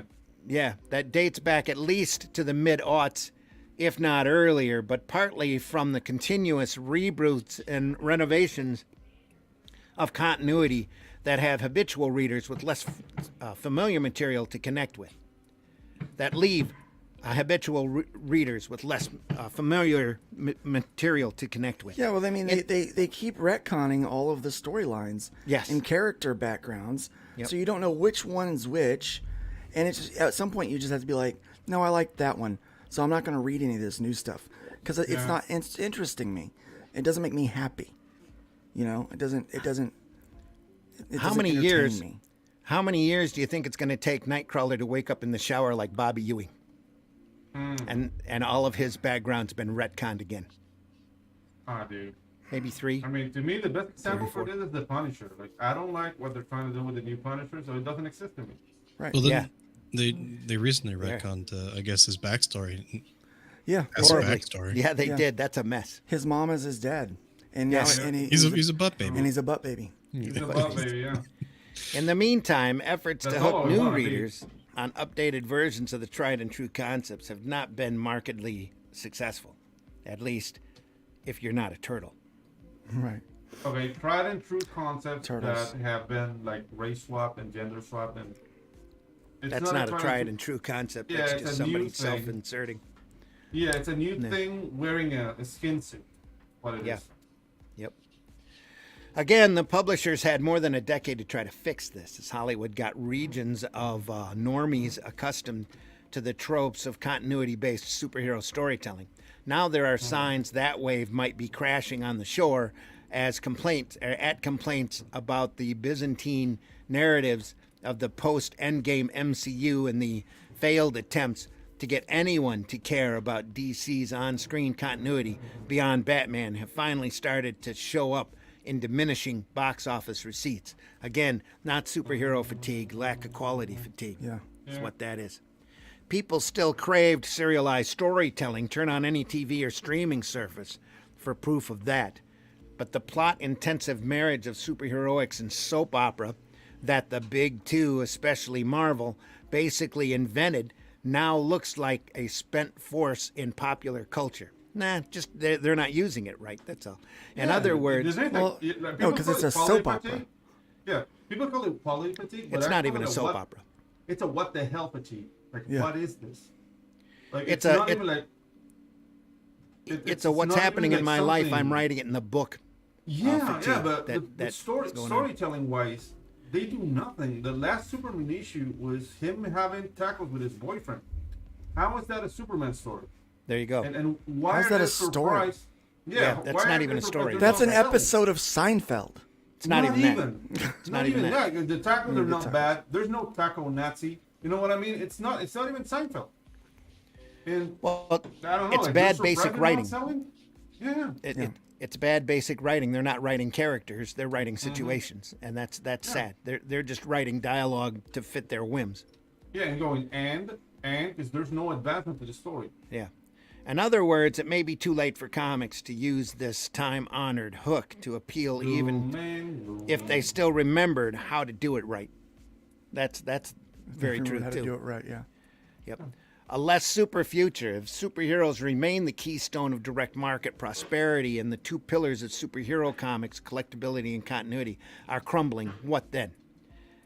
As this publication, this writer, and this column have made clear hundreds of different ways and times, there are paths forward for comics that seem lucrative and straightforward, based around sales of trade books, manga, webtoons, and other formats, and in converting stores into more experience-oriented destinations with events, game nights, community involvement, and more. Many of the direct market have embraced these lifelines and found some success, but they pose challenges for traditional comic stores because they don't necessarily appeal to the same kind of week-to-week, high-value, reliable customers that come for their superhero fix at a time when publishers aren't giving those fans anything worthwhile. Retailer Brian Hibbs described this situation well when he wrote, quote, "It's even a struggle for us these days as the periodical market gets largely strangled by its very and varied caretakers," unquote. Given a choice of how to spend scarce resources on risky products that appeal to an unproven new customer segment or over-serving dependable customers, it's clear where many retailers place their bets. They've been doing that the last 30 years. Yes, they have. They haven't been trying to get anybody outside the market. They've just been trying to cater to the market and milk it as dry as possible. That's why you got 50 X-Men books. Same problem, different decade. Oh, sorry, Pedro. Didn't mean to step on you. No, that's all right. All right. This situation. Oh, go ahead. Say what? It's the thing. Like they're trying to cater to this like phantom customer, which is like the beautiful nerd. That doesn't exist. Like if you want to do a gala, you go to the freaking fashion week, whatever. You do that there, not in comics. And part of the thing we're gonna talk about later, and why those ad hominem attacks struck a nerve in people, and finally seeing what these guys are doing against everybody who's against them.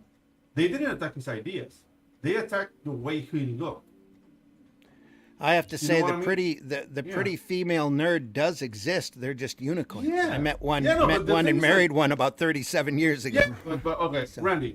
What I mean by I think you're the talking beautiful about nerd. socialites, right? Yeah. What I'm talking about the beautiful nerd. Of course, they're beautiful girls who are nerds, Mm-hmm. but they're not nerds because they're beautiful. They're nerds because they're nerds. That's They true. don't need to see fashion statements in their comic books. They want to enjoy the stories that are like ageless and talk about the heroism and sacrifice and whatnot. It's not that. What we're getting now is like a beauty pageant in color. It's stupid and it's not selling. It kind of reminds me. It kind of reminds me of the Game of Thrones crowd, right? You're the it's like, oh yeah, I love nerd stuff. What do you mean nerd? When that stuff, when that became popular with the mainstream. It's socialites. I think what you're talking about. Like it's people that just aren't really nerds. They don't know what any of this stuff is. They're trying to cater to these people, and they have there's no longevity there. They're going to go to the next fidget spinner. New things gonna come in, and they're just gonna abandon the hobby, and then you're gonna end up with the trolls and the real nerds, who don't trust you anymore. So the old time collectors that'll eventually die off. Yeah, which is what they're looking at now. Yep. This situation is maddening because I feel like I wrote about these same topics using almost the same language more than a decade ago when I first surveyed the industry in my book, Comic-Con and the Business of Pop Culture. To the question in the title of this column, the answer is a resounding, I don't know. As always, the biggest problem may be that if a critical mass of stores close, there won't be enough left to support the publication and distribution of single issues, even if the survivors are capable of making money in a post-superhero comics world. Are you hearing that banging? What's going on? Yeah, that's not too bad. Yeah. Oh, sorry. Yeah. Is it your fault there, Luke? No, it's my fault. I've got construction guys here replacing windows. I thought you were making a point, Randy, with the pounding. Yeah. Oh, yeah, there we are. I'm gavel pounding on the table. Yeah. We've been down this path before, of course, and the resilient folks in the DMs have found ways to avoid their certain fate. This time feels different, though. I hope the industry has not missed its last opportunity to miss an opportunity. Yep. What I don't like is the whole like doom paint. He's painting everything. It's just like the big guys are gonna collapse. People who love the craft are still gonna be doing comics. Like I'm not gonna stop because DC goes away or Marvel goes away. Well, see, that's a big problem too, because a lot of these retailers have been Pavlovian trained to look at, like I said earlier, the big two, quote unquote, the big corporate comics, and then 3 or 4 other of the secondary companies, and everybody else can just go hang them. So there was a retailer out there that was quoted in the, I don't know, he wrote a column or something that said that getting independent comics into a store was the equivalent of a mercy F. Yeah, and that's why I don't feel like that bad that they're in trouble, because they don't treat us fairly. You know what I mean? So yes, a lot of this was brought on themselves, but they were trained to do it, for one.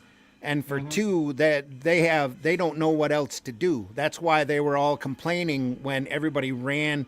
The big guys ran from Diamond as distributors. Oh, what are we going to do now? Well, guess what? You're going to have to think for yourself. Get out there and start being a business. Dude, like I was called selfish for like trying to go directly to the customer. Like, yeah, you don't think about retailers. Like, dude, I don't live in America. You know the logistical nightmare for me to contact like LCS by LCS, like put my books there, it's not feasible. So I don't know, man. Like it's just a thing. It's another problem from the same problem from another angle. And before we jump to another topic, I just want to point out that the two big corporate comics have had 3 distinct opportunities to retrain their audience, especially their readership, into coming in once a week to constantly buy stuff. Marvel Comics Presents, Showcase Presents, that were in regular comic form, and DC's Wednesday Comics, which was a phenomenal format that fit into a magazine bag with phenomenal artwork. We're going to go over that in a Comics by Night sometime real soon, because I've got the whole set of them. Just beautiful stuff. And they did it for 3 months, and then they stopped, just long enough to get people's attention, and then they stopped doing it. They were selling a newspaper filled with Sunday comic strips, large tabloid, just beautiful artwork, for $4, which gave the retailer probably 2 of that in profit. That was just a great format with phenomenal stuff to keep people coming back every week. And because the Marvel Presents and the Showcase Presents turned out such low quality material, they couldn't keep those books on the stands. And Wednesday Comics was kicked out by DC solely to come out in a coffee table book, which is a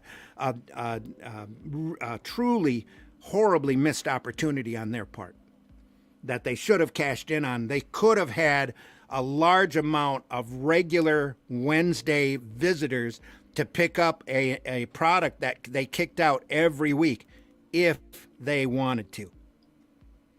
And yet the retailers, want to blame everybody else except for the people that are the true problems, Well, some of the retailers, they're not all there. A lot of them know what's going on.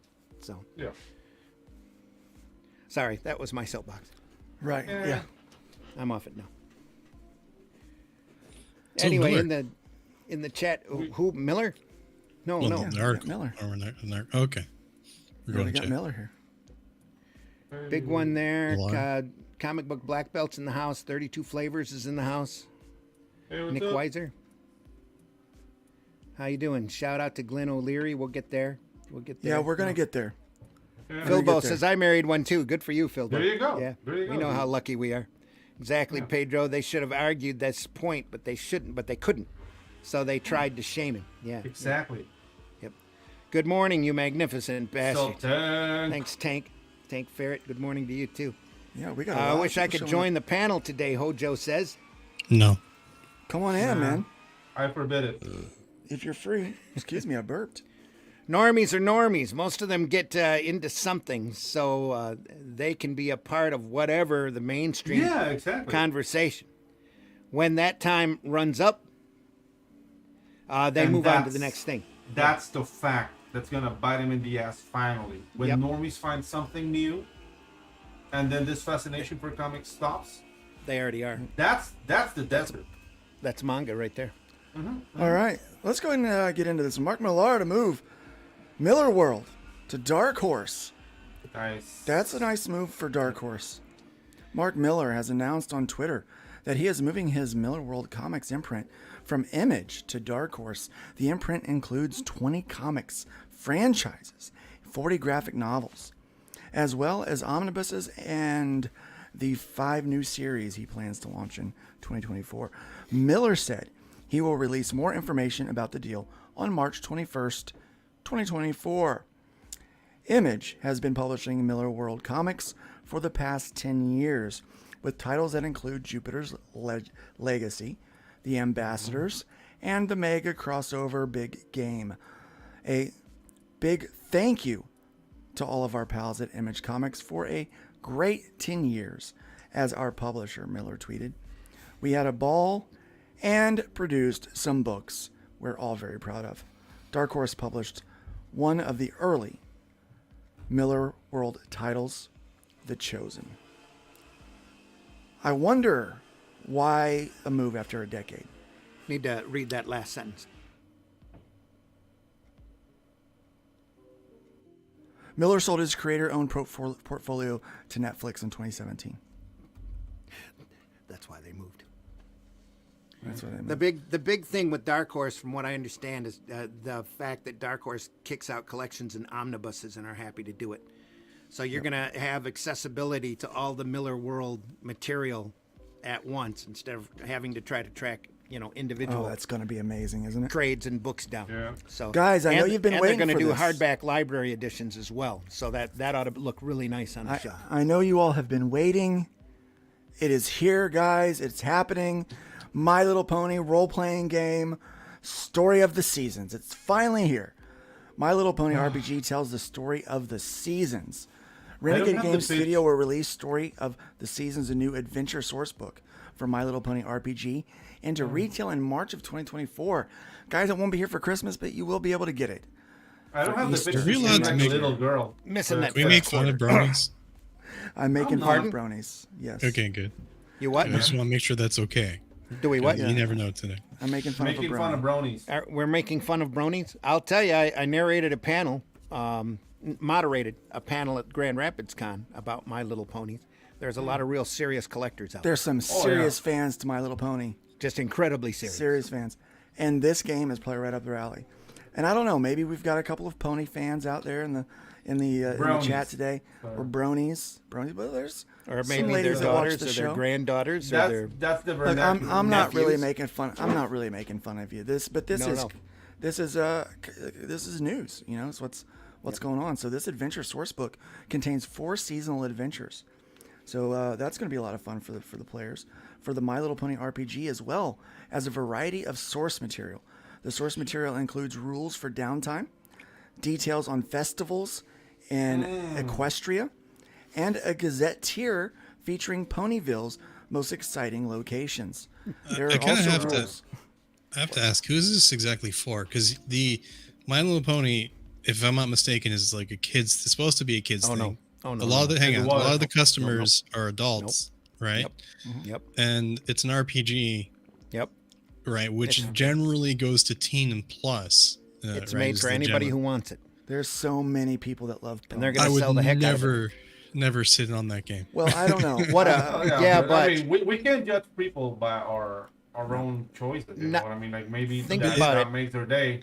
It's bronies, though. I'm just gonna. There's no way I can't make fun of bronies. I'm sorry. What a great way to get kids in on the ground floor of RPGing, though. Amen to that. Amen to that. It will retail for $45. Yep. Parents, open up that pocketbook. You're about to get $45 poorer. Yeah. And that's okay. That's okay. Good news. That was good news. As long as it's fun and has quality, it's all good. Yeah, exactly. All right. So remember, a couple of weeks ago we talked about Scholastics and how they were in trouble because of the how they presented the gender and sexuality section. Yeah. So they actually have a new procedure. So they've got it all figured out. Scholastic's book fair will include all the titles in its Celebrate Voices collection in its spring 2024 book fairs rather than setting them apart from the other books being offered. The company has announced all books will be delivered to all fairs, but the host can choose whether or not to offer all of them for sale. The largest book fair company in the country faced criticism. We all know this. Yeah. So schools who host book fairs receive a curated selection of titles and can supplement that with optional collections of particular types of books, such as books in Spanish that they may be in higher demand of in their district. However, many librarians and creators objected to setting aside diverse, quote unquote, diverse books in a separate case. All the books in that collection will now be included in all elementary book fairs, joining a number of new titles with a wide array of representation, the company said. They're also upgrading their online book fair previews so hosts can look over the books ahead of time. There you go. That's a good practice. Once the books are delivered, schools can look over the books, will be able to make their own local merchandising decisions as they have always done. I'm seeing a problem here, though. Like, these book fairs need a Spanish, referee to curate what the kids are going to learn in Spanish. Because if Joy Los Penas or something, you're going to get the same, indoctrination, but in a different language. Right. So, yeah. You also got to think about the school boards as well, right? Because that literally is a pattern of passing the buck on to the librarians. Yeah. Because Scholastic is saying, we gave them warning. It's not our fault. It's on you now. Well, they tried to put it in its own package, and they got raked over the coals for it. Because how dare you? Now, okay, so I can't believe I did it. Couple of wackos on Twitter. I can't believe I actually did it, but I now have an annual subscription to the Daily Wire. Not because I read their news articles, but because I had to see Lady Ballers. Yeah, and it was worth it. Oh my gosh. Should have a viewing party. Was it funny? It was so funny. And it was heartfelt. And women were, as much as Jeremy, the guy that's there, he will lean into this kind of character persona that he does, so he started out pretty misogynistic in the beginning, but it was part of the character, part of the funny part of it. And by the end of it, it's they're honoring women and the roles they actually play in our society. And Nice. it was nice. It was nice. My son and I watched it. We laughed. There were a couple of parts where it's like, that's just too close to reality. So I know it's supposed to be funny, but you can't exaggerate reality enough to make it satire anymore in some cases. But that's how you change society, though, is through parody.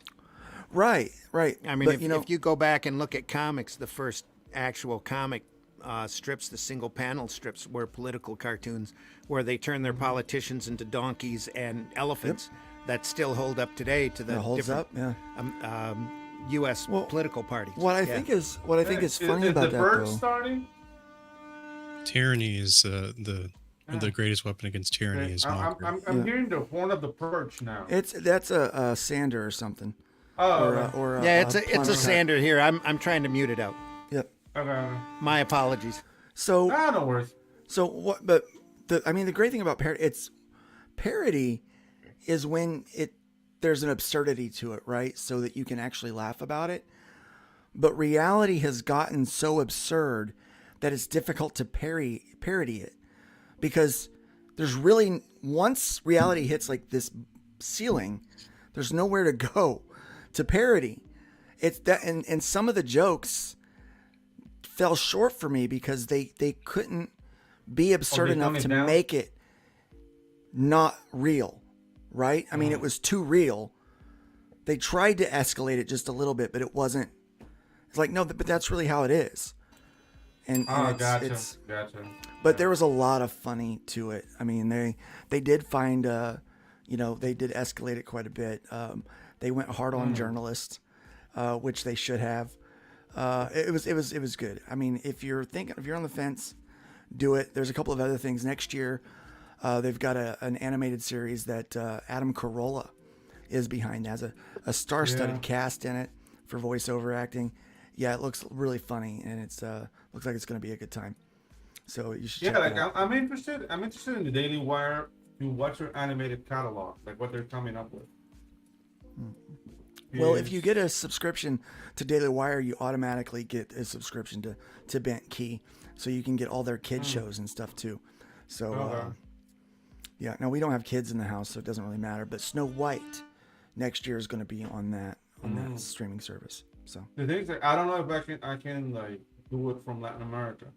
Like I love this guy's poofy hair. And that is like the most unconvincing smile, my friend. Come on, Gary. People on the move. Gary Thompson to Square Enix. He's going to Square Enix. Nice. The former Dead Reckoning director makes the move to manga.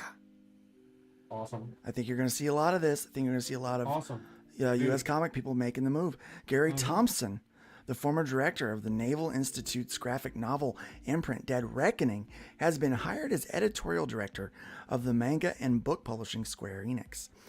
Thompson began working for the U.S. Naval Institute in 2014 and helmed Dead Reckoning from the time it launched in 2017 until 2022. During that time, 2 of the imprint's graphic novels were nominated for Eisner Awards: Ben Towell's Four-Fisted Tales and the archival collection Atlas at War. So, I'm familiar with the IP Dead Reckoning. Yeah. Is anybody on the panel? No, not really. Nope. No. Here's another good one. All right. So the former heavy metal CEO, managing editor, is going to pen a new graphic novel, Mutant Cats in Sci-Fi Satire. It looks like a Ookla the Mock. Looks like a cartoon from like from the Cartoon Network or something. Thunder. Yeah. That's Ookla the Mock from Thunder. Yeah, it is. Thunder. So But the former character heavy metal. design is very reminiscent of the early 2000s. It really is.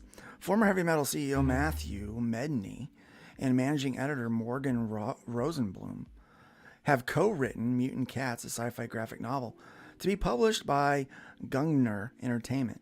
The sci-fi story, with artwork by Alex Arzamendi, is rated for readers 13 and up and will be published on March 19th of 2024 as a 136-page hardcover with an MSRP of $22.99. The graphic novel is a satire about a company that is trying to develop a new clean energy source, one that clearly comes with some dangers. The characters are all mutant animals of some sort, and the artwork is colorful and lively. Medney was the CEO of heavy metal until shortly before its demise. He is also Sorry. he is until shortly before its It's he is so also nice. he is also the co-founder and CEO of Hero Projects, a boutique storytelling company. Rosenblum was the managing editor of Heavy Metal.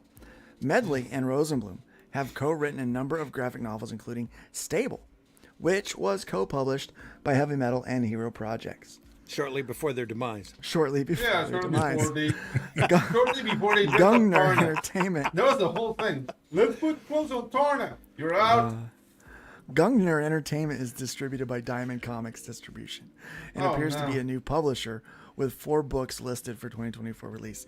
So it's another new publisher going I'm to looking Diamond. for the proper video clip for that right here. I am never going to financially recover from this. Never, ever. That's what that All was. right. So Gungner's new, and shortly before their demise, they launched in 2024 with 4 books through Diamond Distribution. I couldn't help but thinking of looking at this title here that people don't want this. People want Samurai Pizza Cats or some other kind of, They also want a company they can pronounce. True. Yeah. That's a whole nother story. Here's another one of these articles, my friends. Alan Talkback. Barabee of Big Bang Comics on Can Comics Be Saved? Now this In isn't the the talk comic, the physical comic. This is the comic shop here that this guy is running. In this talkback, Alan Barabee, director of business development for publisher Big Bang Comics, comments on the I current guess it is a state publisher. Yeah. of the direct market and offers a couple of suggestions to help save it. Between the Big Bang Theory and the MCU explosion, the failure to take advantage of both has been an incredible failure, a lost opportunity. In the past, before the direct market, comics shifted gears often. Superheroes would fade out, and romance or horror comics took center stage. The DM and the catering to aging fans have eliminated this, and the stores, often run by fans themselves, do the same. Just want There to are point some- out, DM here is direct market, Direct not Dungeon Master. Yeah. Yes. There Or are some direct good market. ones out. There are some good ones who adapt, but less than we need. It doesn't mean superheroes don't have a place, but we need a true diversity of genres like manga does. And like manga, a focus on entertainment and escapism like we did in the past. We are in a long tail economy, and the business needs to reflect that. The other focus should be recapturing the younger readers. In general, business-wise, we need more long-term thinking. The publishers, specifically the big 2, need to treat the stores and the other outlets as key partners and realize the healthier they are and the more they are for the increase in discovery, the better they will be long-term. They also need to get rid of exclusive deals, and Diamond Comic Distributors needs to allow sub-distributors to minimize the cost for stores. Randy? And again, obvious points that should have been addressed 30 years ago. Randy's been saying this for 30 years, guys. Yeah, exactly. Saying it 30 years, folks. I wasn't expecting Randy set to explode Yeah. with that paragraph. Yeah. And again, this was very short and to the point. Make better comics. Just be like a bobblehead all the time. Here we go. Yeah. His point is make better comics. Yeah. Have a better distribution deal. Help the stores find new readers. What the hell have we been saying on this show for 94-ish episodes? We're on crazy pills over here. 94 episodes we've been saying this thing right here. Today it's news. Today it's Nobody news. Somebody listens else to says us. it. Somebody else says it, but here's what I want to bring up today. So I don't know if you've heard about this, what's going on. A guy named Glenn O'Leary. I'm going to pull up a video real quick. Oh, dude, yeah. This whole We're thing gonna makes me watch. mad, especially the people attacking this guy. Yeah, well, it is. No, the kind of attacks, it's what gets me. We're going to talk about this just a little bit. All right, so about 13 minutes, I think, is when it Since I read in the starts. last couple weeks. Move along quick in it. Yeah. Last week I just picked up 2 random issues of Spectacular Spider-Man because I was pricing them up. You I can opened hear up it, Doc right? Ock was on it. I says, oh yeah. And I started, so I opened it up, started reading it. 35 minutes later, I finished the book. There were more words on two pages than there are in 2 books nowadays, you know? But it was actually part 3 of a 4-issue story. I picked it up, and I actually had the 4th issue. And you know something, you started reading it, and there's enough in it to, you find out why Black Cat was in the hospital, why this went on this. There was enough dialogue and stuff and fighting and whatnot. It was professionally done. Yeah, not the crap that's done today. It's there was some time taken to actually form a plot, which you were kind of walked in on, that you still kind of got up to speed, even though you didn't look at the first 2 couple of issues. Right. You know, Which is always the tricky spot of comics, is when you pick up a thing and say, wow, what happened here? Right. And a lot of them you're like, I have no idea what's going on. You need 6 issues to figure it out because they took one story that should have been one story and stretched it out into 6 issues, where this was a 4-issue kind of arc. It didn't say part 1 of 4, 2 of 4, 3 of 4, but what started off in the first, technically the first part, story that can hold its own. And it moved along. Yeah, very hard to try to do that now. But yeah, so it took me about an hour to read both books, and I felt though as I got my, I I'm gonna skip ahead a little bit here. Really kind of understand. But he's not going to mind if you run this, but that's a conversation that has happened in every retail shop in the last 3-4 years. Everyone. With that Boston accent, though? I want the old paper. Maybe not with that I accent, want no. the smell of that old paperback. I When love you it. grew up with that. Get in the car. I don't know what There you it go. is. You can ask Glenn. Like that old He can paper. help you. Mike has a That's big just point me, there. 'cause That's what I grew up with. I mean, this is nice. I mean, this is... All right. I can't get a book out on time, right? He used to be a brilliant writer and a worker, but now he's just a lazy chump. So they get the hood going. He's a main part of the Marvel universe, main part of the villains. That storyline ends. He just kind of disappears. Then he goes after the Infinity Gauntlet gems, gets a couple gems. He's just an idiotic clown, and then he disappears. And he shows up once in a while. So I'm hoping they do him well in this book. Very, Hopefully very they do him enjoyable, well. man. Very, very good book. Now they just make idiotic characters most of the time. They finally got somebody good, and then they stop using them. I don't know why. Change of the guard, maybe, or change. Well, then again, it was probably different change of writers where people don't. The writers nowadays, they don't care about the characters of what the character is anymore. Most of these new writers don't have the love of comics like these older writers had, and all they care about is, how can I put myself in the book? No, we don't care what you would do if you were Iron Man. We don't care who you are. You're writing Tony Stark. You're not writing yourself in a book. If that's the case, write your own comic with you in it. No one will read it because nobody cares. People grew up, are growing up loving Peter Parker, loving Miles Morales, loving all these Captain America. We don't need you to put your input in it. Just write Steve Rogers. Don't write Steve Rogers. What would Steve Rogers be if I was Steve Rogers? That's not how it works. But that's again how most of these new people write nowadays. That's why most of the stuff is shit. Because we don't care what you would do, because we don't care about your life whatsoever. Just write a book, get paid for what you do, get paid for what you're supposed to be doing, and make it a good story. We don't care. We don't need your opinion. They left this open. With that rant, he became Infamous. my hero. Yeah. Here's a comic book shop owner that gets it, right? Well, here's what happened to him. Some salty pros and the woke left, they went after this guy, and they've labeled him a right-wing extremist. Mm-hmm. Not only have they labeled him that, but as you can see here, let me go back to my bookmarks, all bookmarks. So not only that, they have now Mark Miller has jumped into the ring, and he's supporting this guy, right? Yeah. So now Mark Miller is being called some names. So here's what Mark said 21 hours ago. I was so appalled at the way a comic retailer was being harassed and bullied by a digital mob this week just for saying comic books are going in the wrong direction. I had to talk to him. Here's my interview with Glenn O'Leary from this afternoon. It's a great interview, too. Yeah, It is. I You love should go watch that. You should subscribe to Glenn's channel. They talk comics every week, and it is good. It is good content. You can hear the passion in O'Leary's voice when he's talking to Miller too, because he's totally intimidated by the fact And that he's somebody fanning that he's out. admired for years Yeah. is actually talking to him. Mm-hmm. You know, I never expected to get a call from you. I think You know, I just put this up because it was how I was feeling, and boom. Turns out a lot of people are feeling that way. A Glenn. lot of people. A lot of us are feeling that way.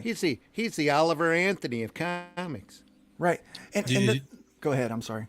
Yeah, do you think we could get O'Leary on the show sometime if anybody reached out to? You know, I have bet not you reached could. out to him, but I would, if someone wants to, I would love to. His schedule is probably jammed right now. I love comic books, and we all here love Yeah. comic books, and we have been critical of the system for years, and we've been labeled all kinds of things. They labeled me Comicsgate, not because of anything other than my opinions about how the comic book industry was running. Dude, Again, I was all that told a crap's Latino from the black community, and it's not from the industry. Yeah, I Right, was told a it's- Latino black Yahtzee. You know how confusing that is Yeah. to me. Neon posted this the other day. They said, "Holy shit, they're Voldemorting Mark Miller now. This industry is absolutely batshit." Yeah. So here is Daniel Calbin. He says, "Surprise, surprise, MM plays to the far right culture warriors again by supporting the guy who just insulted his fellow comic book creators. Just more of him fellow. turning into a far right jerk."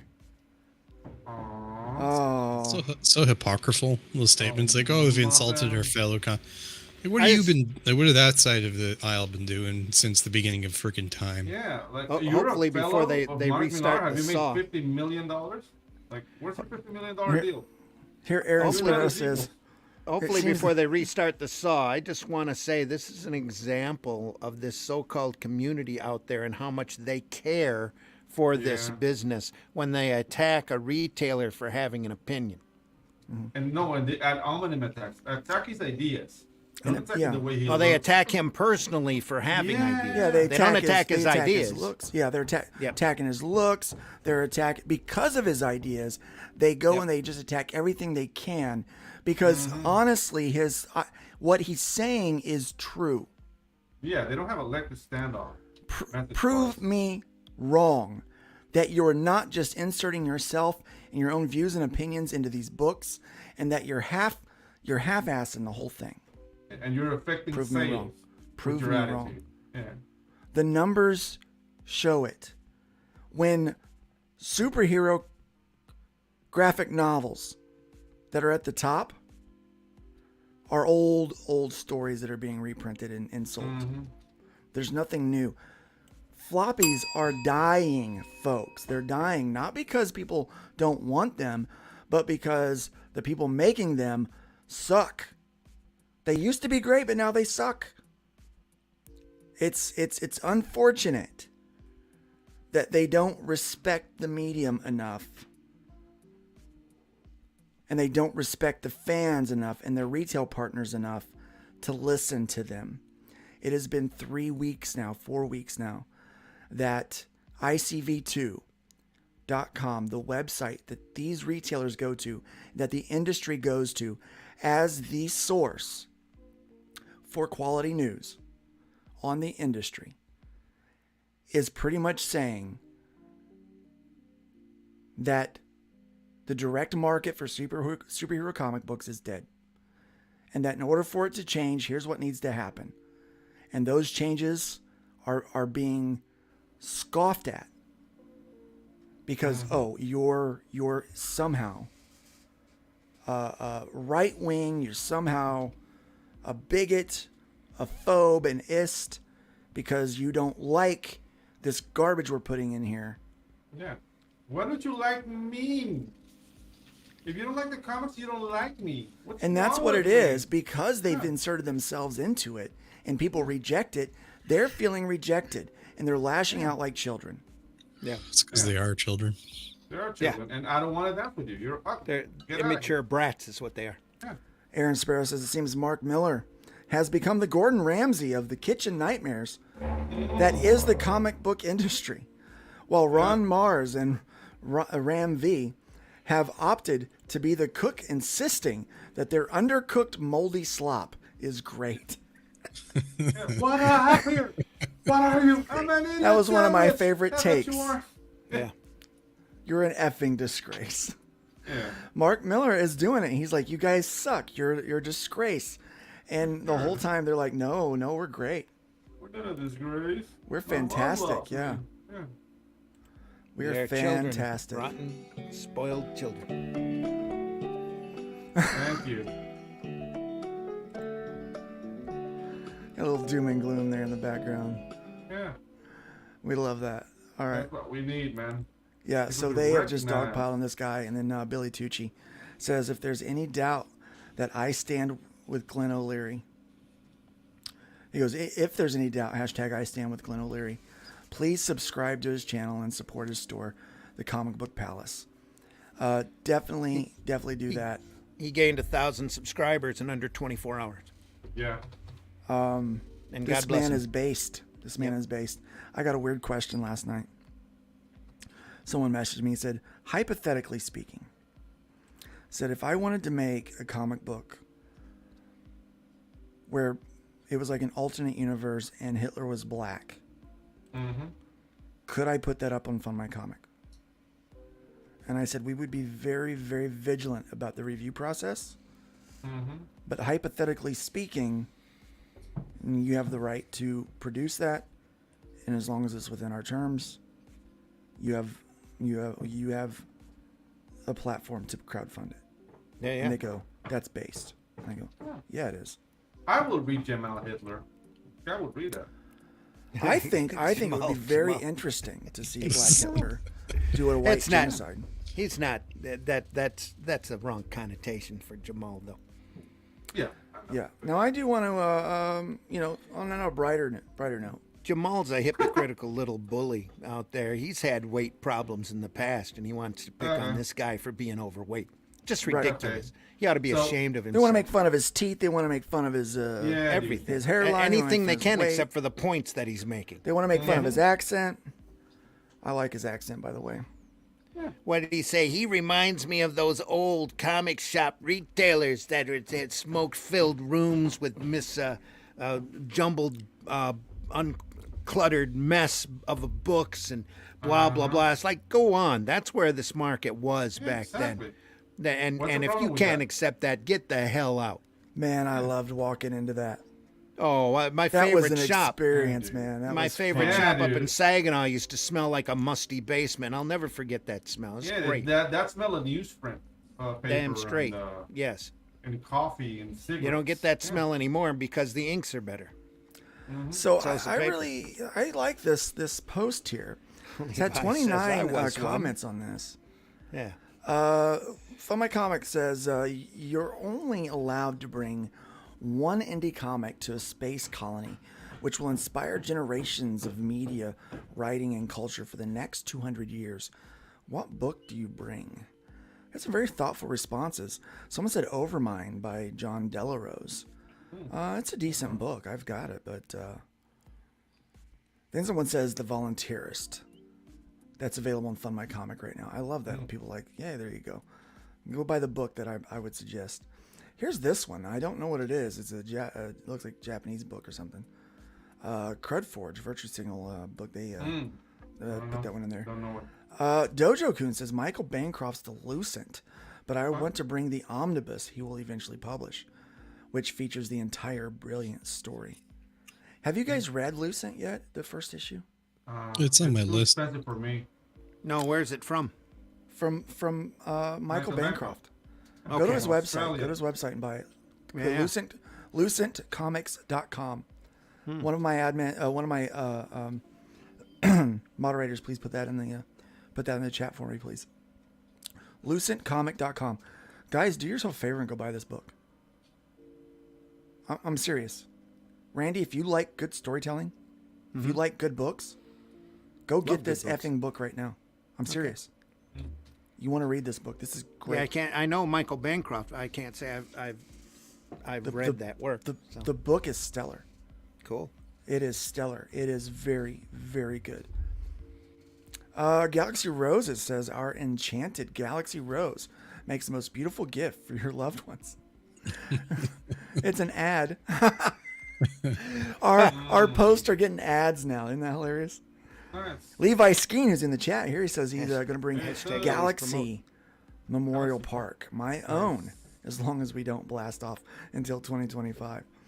I love the shameless self-promotion that is dropped in. You gotta do it. Yeah, Taco Me In the LLC. chat, said Russ says, try Only Death Can Save Us, book 1. That stank. Oh, come on. Stank in a good way. If he put some stank on it, if that's by what he the means. way, So Tropical either Magic, Johnny why the not? Homicidal Maniac by SLG and Excellent J. book, Hunter by G. the way. Great book. 200 years of culture. Johann Vasquez at his best. Yes. Right there. Or Fiendish by Rini. Yeah. Have not read it. Have the books ordered.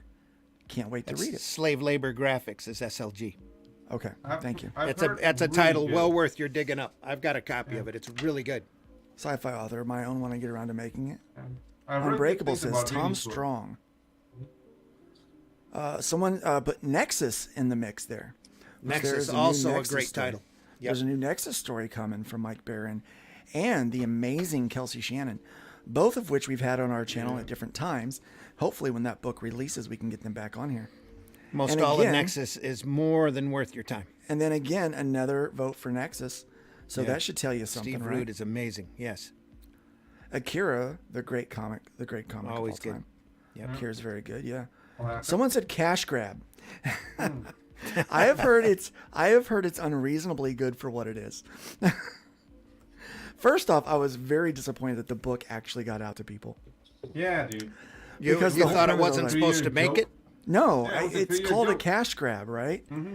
And I like the whole point was that the book's not real. Like I was thinking that there was just some art that was made for it just for funsies. And when everyone was like, "I haven't gotten the book. No book." It was like, dude, it's in the title. Of course you're not getting the book, right? Yeah.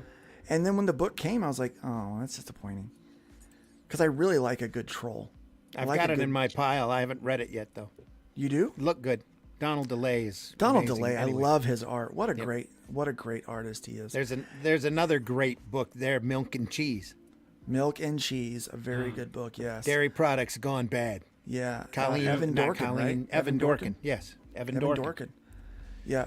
Dairy That's products. Dairy products an gone bad. angry self-statement right there. Probably a self-insert, only as a carton of milk and a wedge of cheese.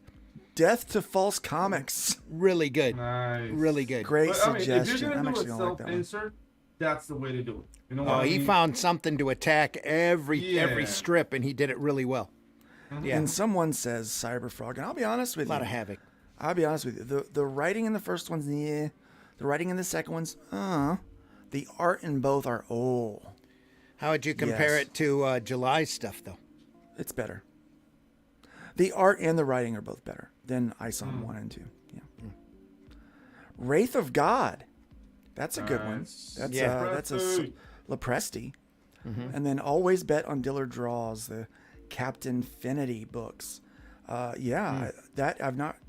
I'm ashamed to say I haven't read it. I thought I ordered. There's so but I much can't good find 'em. stuff in the independent market anymore. It's difficult to keep up with everything. Yeah. You just can't do it. Someone is John Malin's book Godlike. I don't.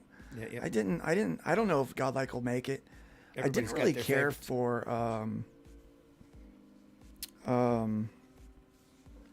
the horror one, whatever it's called. Graveyard Shift. Graveyard. I Graveyard didn't like Yeah, that. yeah. I got the It first wasn't my two. favorite. It wasn't my favorite. Yep. Lost Yep. Girls by Alan Moore. Yep. Good one, yeah. Starlight Cats. It's supposed to be really good. Scout by Tim surprisingly Truman. Scout, good. another great It's- title. Yeah. Nice, I nice mean, one. Starlight Yeah. Cats, it's a surprisingly good book. Like I got it expecting like a I don't Kids know, book? like a cute story, but dude, it was engaging. Another John Delarose title brought up. Yeah. Deuce Vault. Not read Deus that one. Vult. Have not. Deus Vault. Okay, whatever. Deus Vault. Yeah, it's- Miller World. Usagi Yojimbo.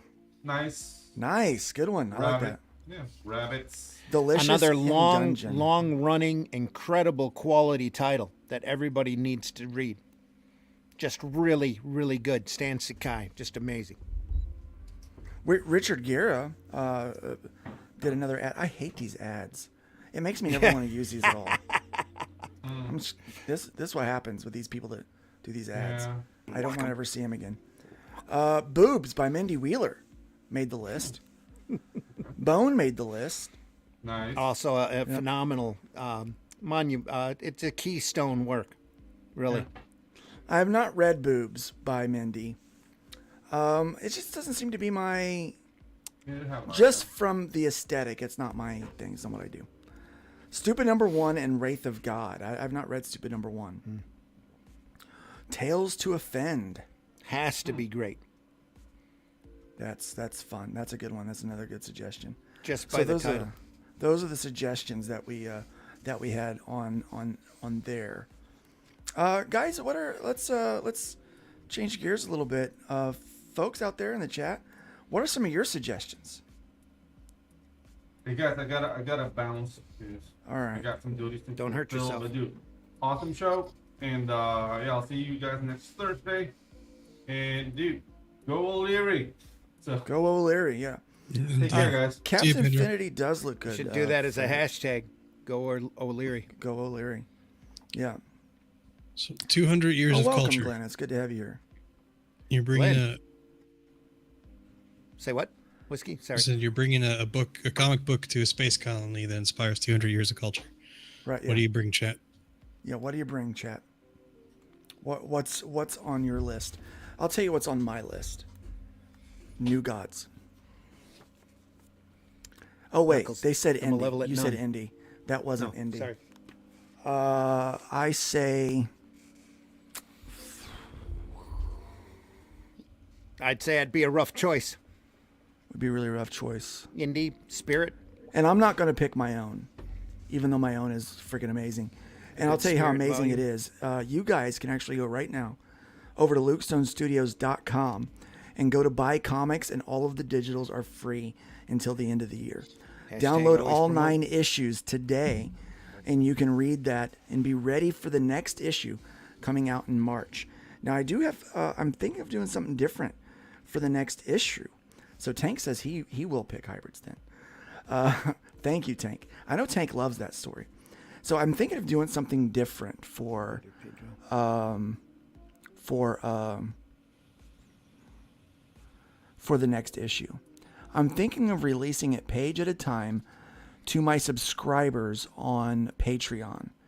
And then when the book is done, mailing it out to those subscribers on Patreon. I think that's what I'm going to do. I think I'm going to make it a very private event. That's a cool idea. And so I'll do it strictly through there. And then I'll do that with all of the single issues. And then I'll just release the graphic novel publicly on Fund My Comic later in the year. I'm thinking that's how I'm going to do it. I think that's how I will be doing it this year.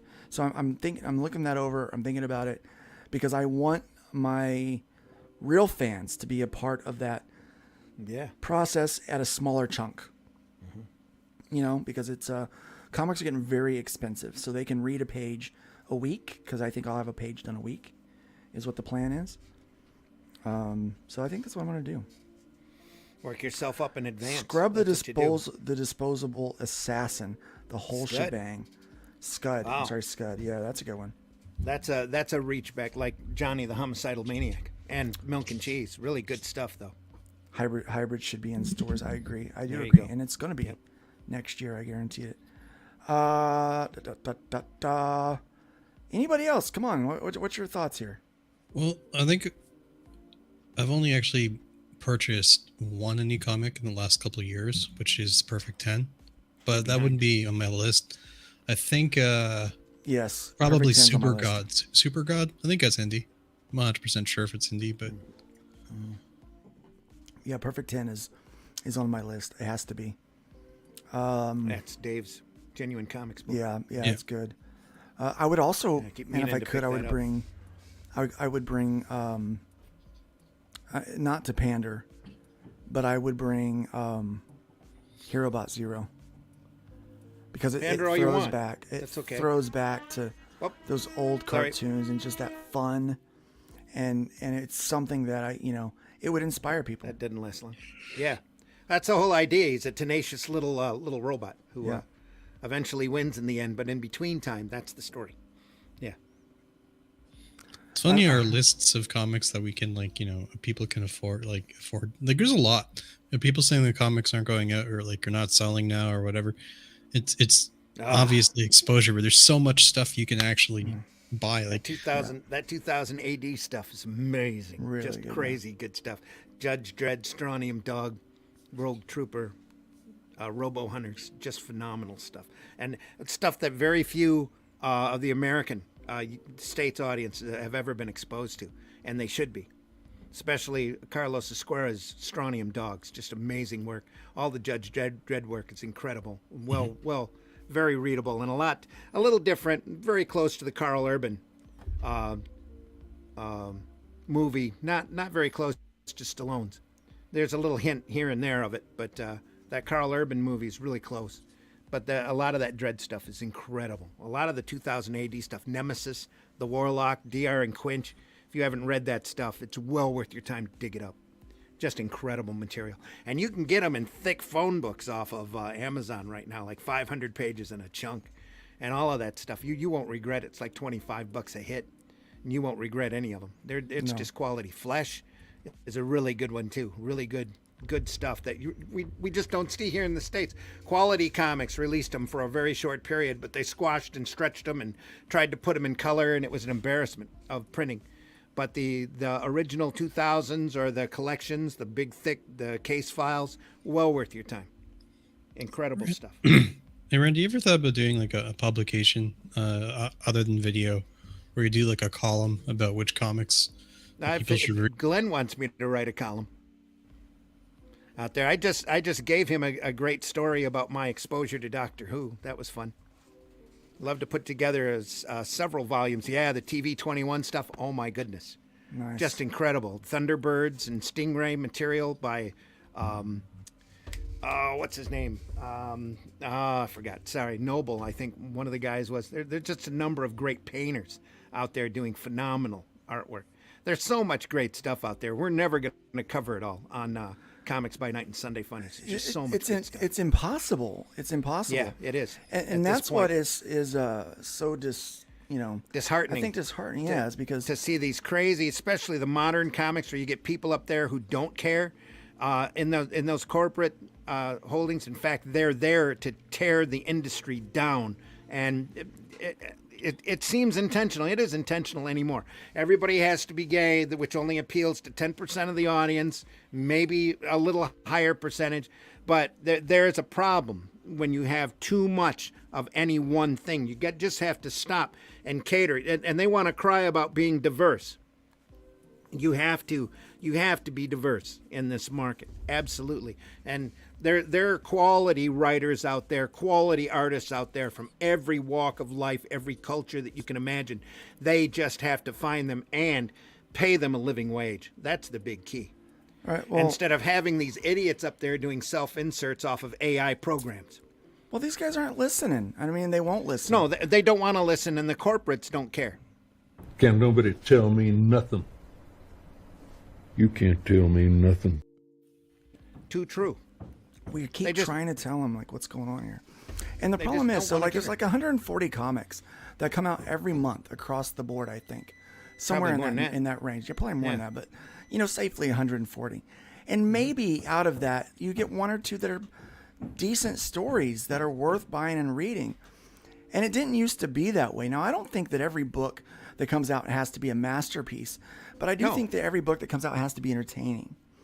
And entertainment doesn't have to be a masterpiece. That's the thing that I think people, they misunderstand. They're like, again, you go back and you read the Kurt Swan Supermans. You pick them up in the dollar boxes, maybe $2 at your local retailer. solid stuff. The old Action Comics, the old Detective Comics, Norm Brayfogle, Denny O'Neil, writing just classic Batman material. Nobody talks about, nobody reprints. You don't see anywhere. There's so much great stuff out there. There is. Tank Ferris says, No mercy. Get him, Randy. No mercy. Thanks, Randy's right on the money. It's an ideological movement to destroy our heroes and culture, to leave us discouraged and hopeless. And right now, a lot of people are discouraged and hopeless. It's a real fundamental movement, too, about they think that heroism is misogyny and toxic masculinity, all this bullshit. It's just, sorry, we're family friendly. But it's so irritating to see this stuff happen, and it's so necessary. This material just needs to be out there, if not to give kids role models, but to entertain folks in a positive way, instead of just constantly being down and talking about what's at the latest pizzeria. It's ridiculous to see it, and it's sad, and it upsets a lot of people, and we're still passionate about it because we care, and they need to do something about it really quick before that passion turns into apathy, and the entire that side of the industry is dying, and it's going to go away. It seems that way now, and people are finally starting to see it. Comic books in general are one of the last great pillars of American culture, right? Uniquely, one of the few bastions of creativity for the individual too, as well. And you can still write a song and put it up on YouTube. You can still do a comic and put it up on fundmycomic.com. Mm-hmm. And that has your own personal viewpoint to it, and it should. Some of the greatest comics out there are incredibly opinionated. There's some really good propaganda out there, but you haven't seen any of that in the last 10, 15 years. I don't think there's been any good propaganda or good diverse, great examples of diversity out there. Nobody's doing a Howard Cruz Wendell. Nobody's doing Snatch comics, just hardcore underground hard stuff. Flip City, maybe close. Flip City is damn good, man. Great parody like you see on Daily Wire. All of this stuff has to get out there, man. It has to be. I friggin' love Flip City. Guys, if you haven't gotten Flip City, man, please do yourself a favor and go over there and get that magazine. You are going to love it. I'm telling you, it is one of my favorite things that is out right now. I get so entertained by this, and I'm gonna champion this as much as I can because it is great. There's a great point from Headless Bourgeoisie. Even the lowest point of the 70s was leaps and bounds above the average mainstream comic today. It is so true. All you have to do is look at it. And self-contained stories, great reading, great entertainment, just great stuff. Guys, I don't want to bring us down, but I do want to point something out. So mental health is a big thing with me, and especially among men, because the suicide rate of males is so much higher than everything else, right? Than everyone else right now. So these are the numbers from 2021 and 2022 Yes, it is. provisionally.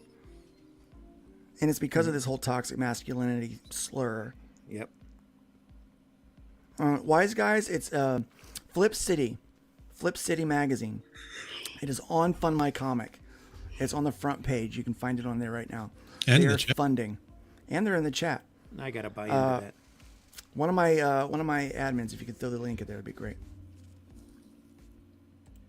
He's hoping for distribution for Comics Unlimited via Luke's distribution company. Yeah, we're looking forward to it. We're excited about it. So yeah, we're finding ways to try to do some really exciting things.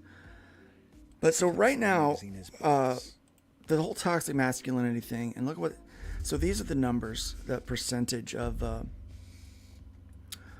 death here: 22.8% for 2021, 3.1% for, that's provisional for 2022. Mm-hmm. And as of right now, the numbers for November are not looking very good. The percentages are even looking like they're going even higher. Yeah, it's a major problem for men. And here is the age breakdown for male suicide, which is the highest ranking. So ages 10 to 14, guys killing themselves. It's a grim. 15 to 24. It's very grim. Yeah. 25 to 34. Pretty high. Yep. That's when you start realizing that what life is. What life is, and you're going to be stuck in this for forever. Yep, you get a hardcore introduction to real life there during that time. Mm-hmm. And then 35 to 44, and older, you're coping. Yeah. 45 to 54, you're accepting. Same thing with to 64. The other thing that they're not saying is this also includes biological men. Yeah. That may be trans women, right? Yeah. So even in a culture that's accepting and body positive and all that, their dysphoria. That percentage, though, is incredibly happy. small, but it would be interesting to see what the percentage is. Here's your women. Women 45 to 54 is the highest demographic. Yep. But look at the percentages. So that's 8.9%. The lowest percentage in men is 10 to 14. Everyone else is 21% or higher.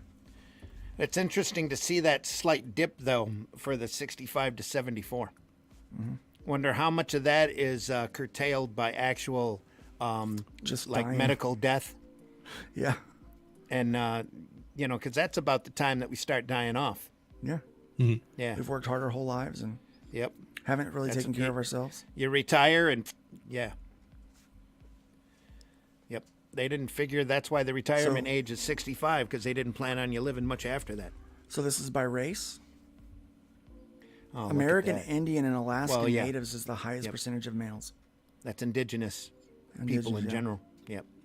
That's because they show a shift that they have in general in their way of life. Yep. Followed by white men. Yeah. And then Black Americans. Blacks and then Asians. Hispanics and then Asians. Yep. It's sad to see, but it's not surprising. But it's we see sad the to same see. thing in women. Yeah. Heartbreaking. Very much. Yeah. So that is, I just want to bring that up because, this dogpiling on this guy, on O'Leary, it's the kind of stuff that brings this stuff out. Shows there needs to be more fun comics out there for 10 to 15-year-olds. We need escapism. More entertainment, So I know that's what kept me sane when I was a kid. Comics. Yeah. So what we're doing is not just important because we like it. It's important because it allows heroes. It allows hope. When you take away all the hope, and it shows that it's a breakdown in our society when men are off of themselves because they're feeling hopeless and they're feeling weak and they're feeling unwanted and unloved. And comics was always a place for people. Kind of reminds me of the during World War II when the soldiers and they all got comic books. They'd be reading them like hand over fist because it kept them going. When you talk about Mad Ruth stuff, he when he has a story about when he was doing his service, he would go into his own little world to help with his the issues and the horrors of doing that particular job. But it was entertainment. That's the thing. Yeah. Look, I don't lose yourself in it. I don't think that there shouldn't be gay comics. Absolutely, make as many gay comics as you want. I think there should be comics out there for everybody. You have the market settle it out. Yeah, but we shouldn't replace the stuff that we have. And seriously, with those things. When you talk about gay comics, if you haven't read Howard Cruz, and he has long passed, Howard Cruz did a comic strip called Wendell. I keep referring to it over and over again because it's quality. It's about two guys having a relationship and trying to get through life. It ran in the gay newspaper Advocate for many years, and I think Kitchen Sink collected a couple of volumes of it. That's quality stuff from somebody who went through that kind of experience. It's very enlightening material, and it's really anything by Howard Cruz is amazing. He did I want to say Rubber Blankets was also his book, and he did a great underground humor strip called Barefoots that's just amazing about a guy who has a bunch of frogs under his bed. It's just really good, really fun stuff. But yeah, there should be comics out there by everybody for everybody. And there needs to be a high level of quality too, instead of just people self-inserting and using AI programs and being idiots. So anyway, yeah, it's the corporate comics have never seen a lower point, I think, in their history as far as bad quality, bad craftsmanship, just bad in general. And it's not the fact that they are something or someone else, or they have a different culture or whatever. It all comes down to quality, and it's the quality that like the cliche goes, it's quality that matters. And if there were high quality stuff out there, people would be reading it. And there's just crap out there now, crap quality. Look at that AR-13L. It almost seems intentional, like that they're trying. Oh no, I don't think there's an almost about it. I think since I think you can tie it back to the Marvel and the Salma Amanat being hired. I think it all goes back to that point. That's the real tipping of it. But even the books back in the early aughts weren't quality material. Marvel. The stuff that Gemis was doing, a lot of that stuff was pretty crappy quality material, but you still had your bright spots. There was a lot more gold out there than there is now, especially nowadays. There's nothing. I can't think of any book too much out there ideology in the corporate realm that anybody will consider as classic in 20 to 30 years, and it's going to kill their part of the industry. I will also say this, that the idea that we have, that we could coexist. You write these books, create characters that appeal to you, that speak to you, that reflect you, but leave what we have there for the people that speaks to and that appeals to, right? Yeah. Our idea of coexist is not shared by what I would call the opposition. They want to replace. They want to do away. See, they're offended by the idea of a patriotic cis white male. I mean, to be fair, to some degree, I think it goes both ways, because we're not good with the certain stuff going to children, right? And they're all about that. I mean, well, there's a big difference between a book addressing gender identity and a book showing kids how to perform oral sex.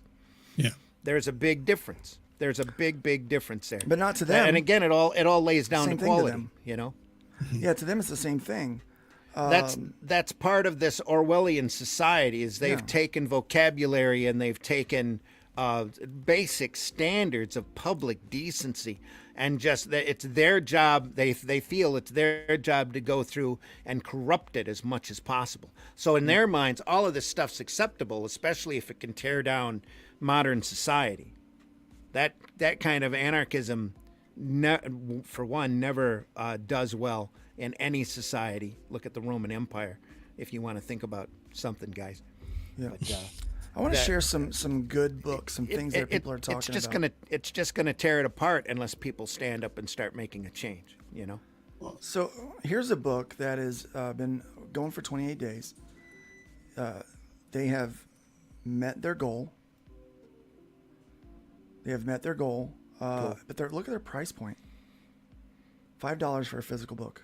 Oh, there you are. $5. Yep. Costs more to ship it than to have it. Yeah. Yeah. You can get 12 copies, the retail bundle, for $20. There you go. If you're a retailer, you can. That's good. That's 12 copies for $20. That's cheap. Mm-hmm. You're gonna make some money off of that. You're gonna make some money off of this. And here, check this trailer out.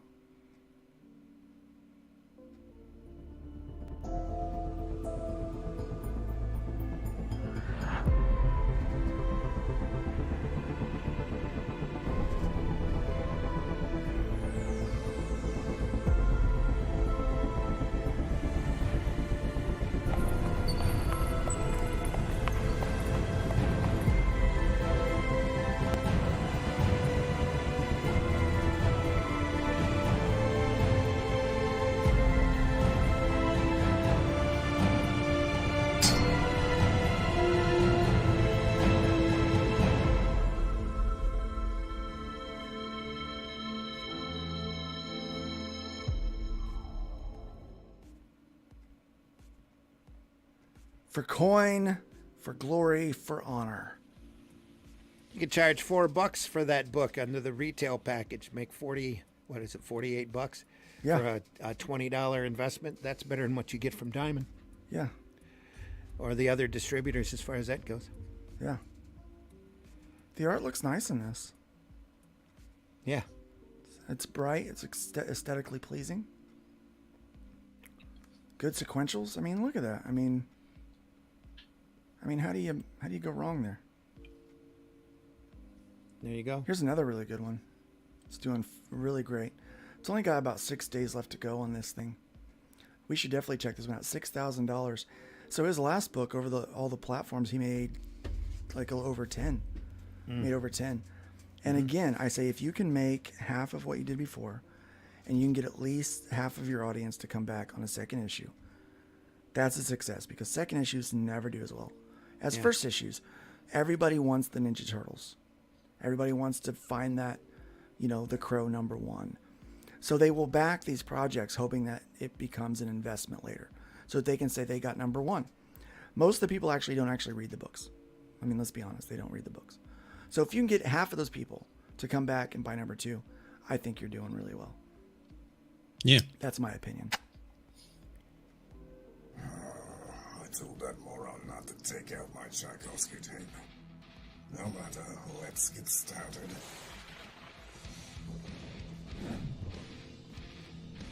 Here we are, Nancy Moon. The last time we left our heroine, she had just joined my esteemed colleagues at level M. And the soldier had not stopped talking. A magician with money issues. A vampire with a checkered past. But there are other teammates she has yet to meet. One in particular might be a little bit shocking. She's thick. She's dummy thick. Back it today, won't you?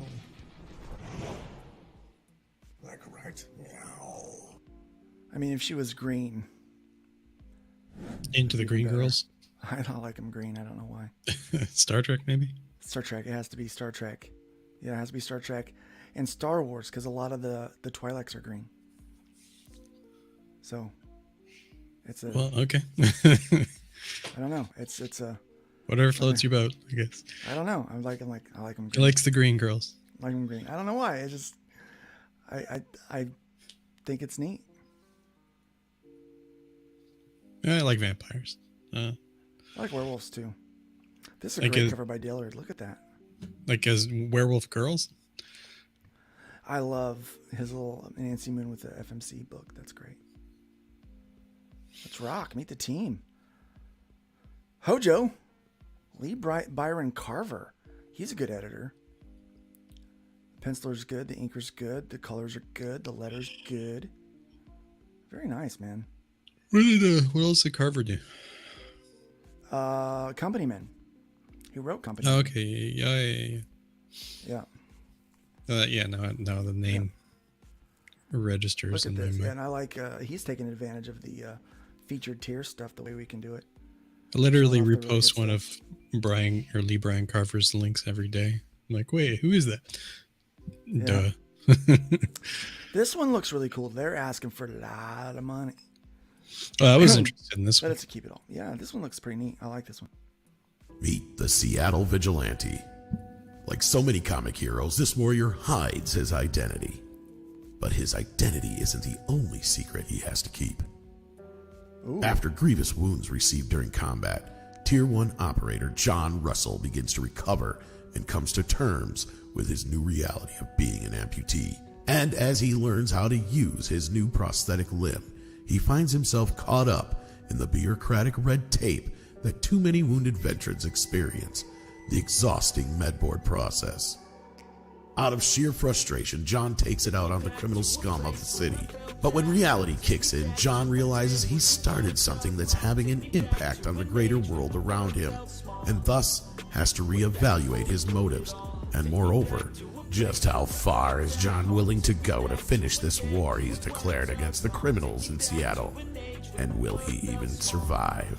From the creator of IDW's award-winning graphic novel Code Word Geronimo comes a new story about a different kind of warrior, Vindicated Inc., the first of its kind disabled veteran action hero comic. The Vindicated Inc. graphic novel crowdfunding campaign on fundmycomic.com is provided in the description of this video. We hope you become a contributor. Please share this link. Thank you. Doesn't look too bad. No, it doesn't. I want this book. Could have some area like I don't really know much about the author, to be honest. I don't know if it's like because most, I think, veterans are kind of like they have ideologies or morals that I respect, so or agree with. So it's but it also kind of touches on like disabled people as well, which tends to be the opposite aisles kind of thing. So I don't know, it's kind of interesting. Like if it's done well, I think it'll go well. But if it's like really pandering and whatever, I don't think it's pandering based off of the pages that are available. Yeah, that's what I'm thinking too, right? What it feels like is showing that this disability is not hindering him from contributing. Yeah, more or less. And it's kind of like it does kind of fill the void with like the Punisher thing as well. So like it does, yeah. It does look like an interesting. I'd give it a go. Yeah, it feels for Put it on the list. $25 for the graphic novel. It's on my list.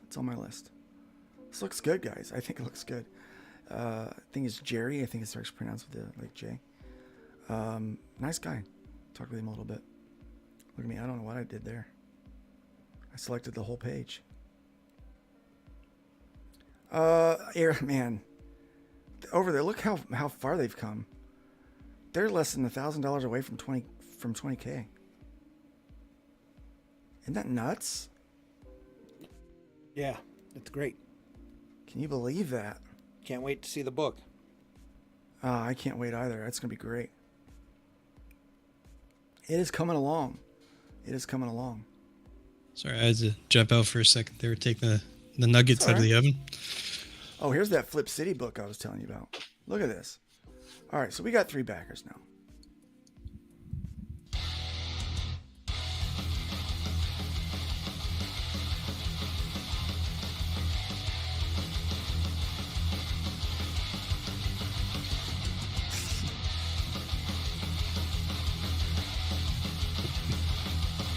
Just reading Frost comment. Frost Comics comment. Andrew Tate there. Flip City Magazine is just really pulling out all the stops, man. Your guys' production value of this magazine has gone insane. I mean, look at that. I mean, I remember when you guys, it was black and white. Even when it was black and white, I thought your quality was great.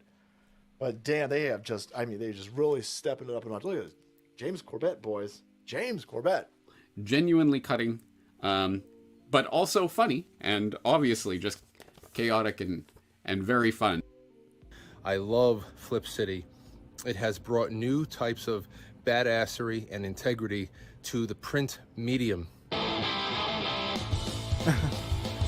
Why do they always got blue hair? But the blue what is haired, with the blue hair? The blue-haired meanies? Yeah. I don't know. I think it has to do with awarding. Like, I remember somebody talking about a long ass time. Something about like fashion, where like women were wearing things that were unappealing, like turn that off, so they didn't get talent. I think it was more or less kind of meaningless because they were still going to get people hitting them anyways, because men will do that. Yeah. Guys. All right. So no one's flipped us the bird in a while. So let's, super chats, flip the bird, memberships, flip the bird, backing anything on Fund My Comic during the show and letting us know flips the bird. Flip us the bird. It'd be nice to see the bird dance a little bit. Yeah, make the bird dance. Flip us the bird. Let's see what else is on here that I'm really digging right now. Florida Man's doing great. Silence Do Good has really stepped that's up. on the top of my list, actually. What one? Silence Do Good? Yeah. Yeah, that one's. Let's look at that trailer. This is a really good looking book. It's appeals to me. I like the premise a lot. Yeah.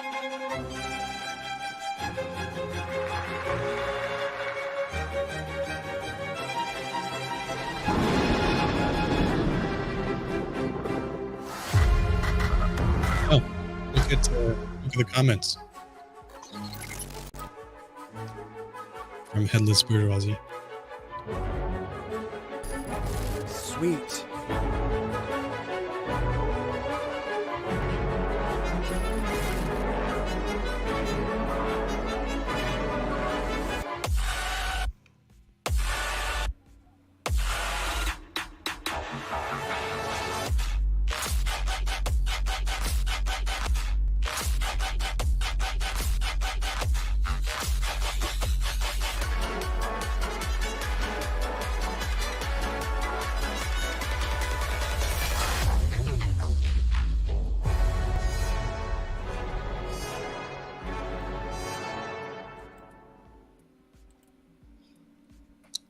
Yeah, it looks great. I mean, It does look great, doesn't it? and the trailer's pretty sick too. Even though I don't particularly like dub music, but like the combination of the classical stuff, or whatever you want to call it, it's just a good trailer as well. Yep, very nice. The art looks good. I like the comic book look.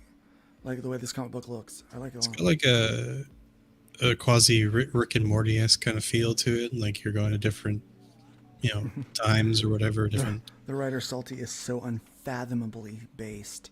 For Silent Studio? Yeah. Oh, well, I mean, if that matters, I guess. I mean, like for... It matters to people. Yeah. If the book is really, really, like... I mean, like, I'm not a huge fan of Moore's ideology, but or like some of his takes, but I've read his stuff. Some of it's pretty decent. 8 days left to go on Top Grift. He broke $4,000. That's nice. That's good. Yep. Did he put it on? Did he just put exclusively on Find My Comic, or is it on other stuff as well? Oh wow. Just here, yeah. He's also doing Top CG. Where he's making fun of CG a little bit. It'd be an interesting read. I gotta step out for a sec. I'll be right back. That's fine. It's Vicky. Late books. It's funny. Oh man, that likeness of Smiller is great, isn't it? Oh, that looks just like him. Quaff did a good job on that. Yeah, that looks like it's gonna be fun too. So that's got 8 days left. There is one that ends here in about 20 minutes. Really? Yeah, we've got one that's ending in about 20 minutes. Let's put on. What's the? Oh, is that yours? The 20 minutes. Yeah. Oh, it closed 8 minutes ago. Oh. Somehow I was supposed to end at noon. I can fix that. It's supposed to end at noon today. Hope so you can fix it. Yeah, it ended at 11:30. Supposed to end at 12. That's a P. Sometimes I look at the comics that are like put in keep it all mode, or not, or what is it? The ones where it's like all or nothing or whatever. Yeah. And I'm just looking at it. I'm just like, you got to switch that over. Yeah, switch it over. Yeah. So yeah, so we got 20 minutes left on this one. Ends at noon. Yeah, they should do a segment over there. We're not gonna do the bird though from bird for last night's Bourgeoisie. I think it counts, doesn't it? It wasn't on the show specifically, but last night back in a book. Yeah. I think Flip City should get a segment, an article every month from Randy.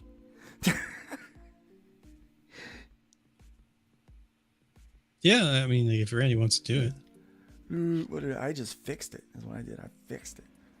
I need to do a what? A column or an article for Flip City. I think that'd be great. Yeah. I'm gonna have to buy it.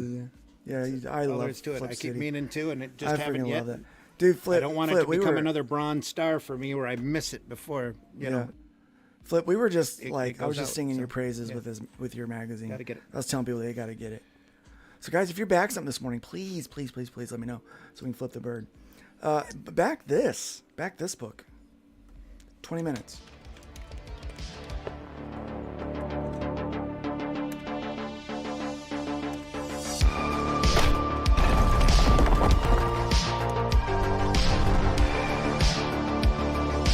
Hojo animated this one? No, I don't No, know. Hojo on Pedro? No. No? No, a friend of Joe. Friend of Joe.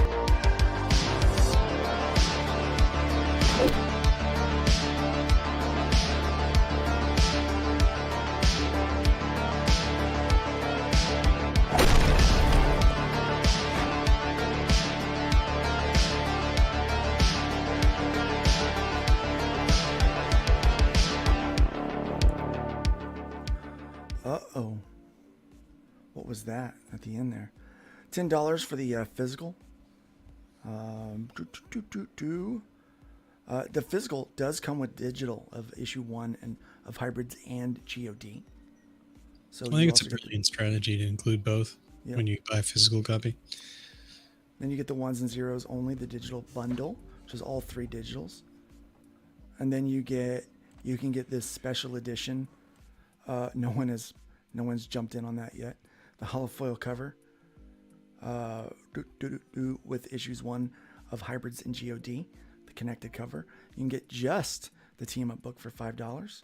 You can get the metal print for $20. You can get some coffee for Luke and Joe for $3. You can buy chibis for $6. You can get the whole bundle. Get this whole bundle for $60, which is nice. And then that one's sold out. Pretty good. 20 minutes, guys. We may have this available some other places, but it's through Starcross, so I have no idea what they're going to do with the project. We will make this will be available as an add-on for some of the next the next hybrids books. But again, I think I'm doing the hybrids thing different this time around. What are you going to change about it? Well, I'm not going to crowdfund it. I'm not going to crowdfund it. I'm going to release it through my Patreon. Yeah, I've got one Patreon member right now. Just the one? Just the one. And I may treat my channel members here the same way as I treat my Patreon members. So if you become a channel member here, I will also release stuff to you about the book, about hybrids. We did get a bird once again. Headless portrait.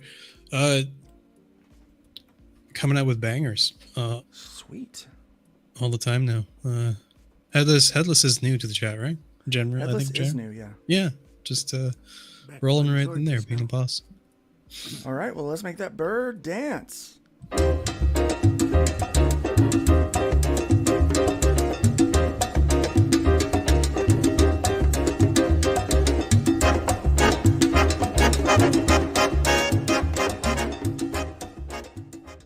I'm telling you, $5, man, that's cheap. Bud Liquor! Our prices have never been lower!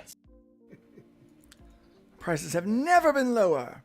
So yeah, 20 minutes left on this one.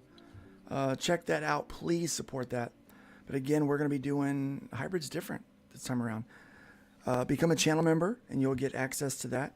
I'm going to start doing short little videos that's only going to be available for Patreon and my channel members here. I'm going to show off some of the layout stuff that we're doing, and we're going to be going over a couple of things that we're going to add into the last script of this particular arc.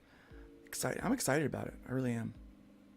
There's a lot to be excited about for all these projects. To be honest, like every day you get something news popping up almost every day now. I think, right?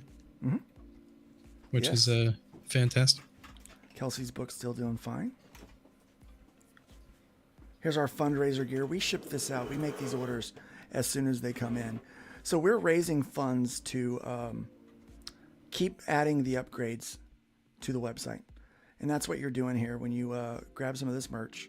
Basically what you're doing is you are getting this, and it's produced through Luke Stone Studios, my company, at cost for Fund My Comic, and all of the extra money stays with Fund My Comic so that they can continue to upgrade things. And No, you it's see some great gear for the winter as well. Some of it looks pretty nice, actually. Look at that coffee cup. Perfect for nerd bacon. I love that coffee cup. Is it like metal interior or just It's the metal. It's metal and ceramic. the whole thing? Yeah. Are you gonna do like a ceramic version or whatever, like the standard mug? Yeah. I add new stuff every few months. This jacket is awesome, by the way. That lightweight. Yeah, the hoodies look nice. Yeah, that looks really nice. I like this hoodie a lot too. I'll order one of those for my wife. And then I like this zip-up hoodie with the big FMC on the back. Definitely like that. My fiance has been, because the material is actually kind of soft on the street team stuff. She's been wearing the FMC shirt around the house. Yeah, we use it's the same. Yeah, we use a certain kind of shirt. Like we always pick this certain shirt for what we do. The trucker hats are nice. I like those. I have this tumbler. I love it. Have to get another one. I dropped it and chipped the lid, and it chipped right on the drink spout, like right where I put my mouth. And this is a great hat too. I think people's favorite hat is. Do I still have it in here? I might have hidden it. Yeah, I hid it. So we've had 7 people support that so far. Let me see, what else do we have? We have so many cool things on here. Florida Man obviously is great. Anvil Magazine. It's going to feature a lot of new creators with a lot of great stories. I'm working on one myself for AC Pritchard, and I are working on that one. And Gary Martin, his book is amazing. He's almost to 8,000. Chrome Dog, the print file. We're just waiting on an ad for it, and then the print files will be going off. Waiting on some cover images to put the ad together. All right, RO people need to get on it. Is it me that you're waiting on? Rub. A little Is it me? everybody. Whatever we want to put in that ad. Okay. I'm really proud of the work that we did with this Chrome Dog book. It's got an Aaron Lopresti cover to it. This is so cool. It's a nice product. It looks really good. Yeah, it's a lot of fun. There was a comment earlier about Out of Obscurity. Randy, maybe you want to take that one there. People are wondering, when's that going out? It's going out very, very soon. As soon as I get that story in, I'm working on it right now. Yeah, Randy's got one more story to do. And then all the other imagery is done. I just have to do that one story I promised. So I got that. I'm working on that right now. Yeah, it'll be going to print very, very soon. So we're waiting on that. And I'm setting up the print file now. I mean, there's just a couple of little finishing things that need to happen to it, but it is going to ship very soon. We're very excited about it. It's a neat project. We haven't done anything like that before. Yeah. I like the music on this. Yeah.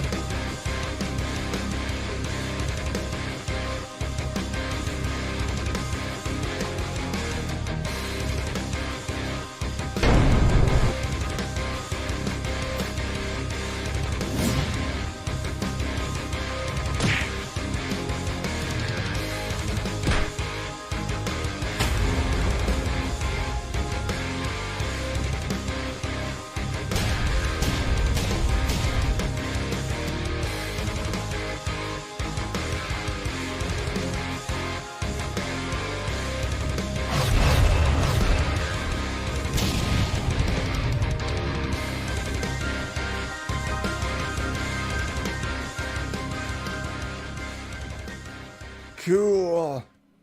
I love that cover. Look at that. Yeah, it's so good. The art on this project is fantastic. It is. It's Donald DeLay again, isn't it? I can't remember off the top of my head. He's good and he's fast. The two qualities of of a successful comic book artist. Yeah. Fast and good. Actually, most artists, like most industry stuff, speed is kind of like an essential quality. Something I personally suck at getting stuff out You do have lightning. to get stuff out. You have to get stuff out. I mean, you can't be slow about it. Mm-hmm. You can still get hybrids. We're shipping that out right now. Soltac, you should check that out. It's another great Arrow property. So close to $8,000. Issue number 4 is up there right now. Hatch annotated, also another good book. Yeah. Paul Bird, he did the lettering on the Team Up. Great book of his over there. Shadow Century. I mean, just look at all this. What's that? Crimson Skies. I haven't looked much into the Trolls Exposed thing. What is that all about? Let's take a look. Go one backer.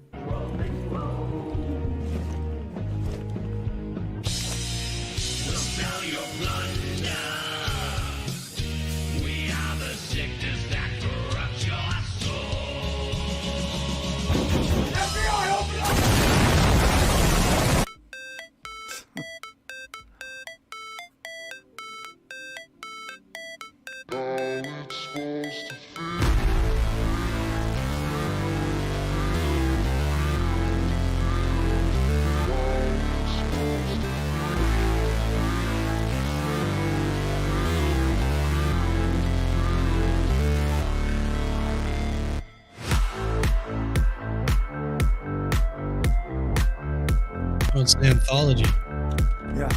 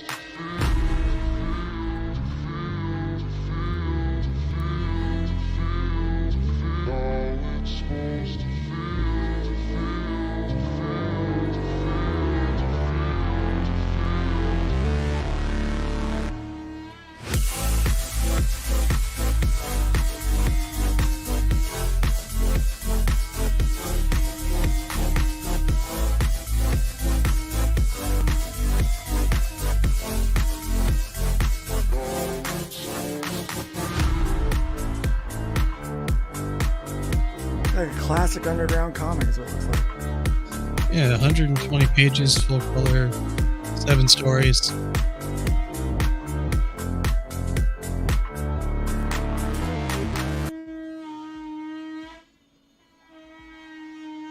Mind Hack. Yeah, so these are all the different stories that you can get in there. Trolls Hall of Fame. It's funny. I like anthologies, to be honest. Like getting like a bunch of different stories you can check out. Neat stuff. Let's see what else is looking cool. Anything else standing out to you there? It all looks cool. I mean, it's comics. Let's see what else is in here.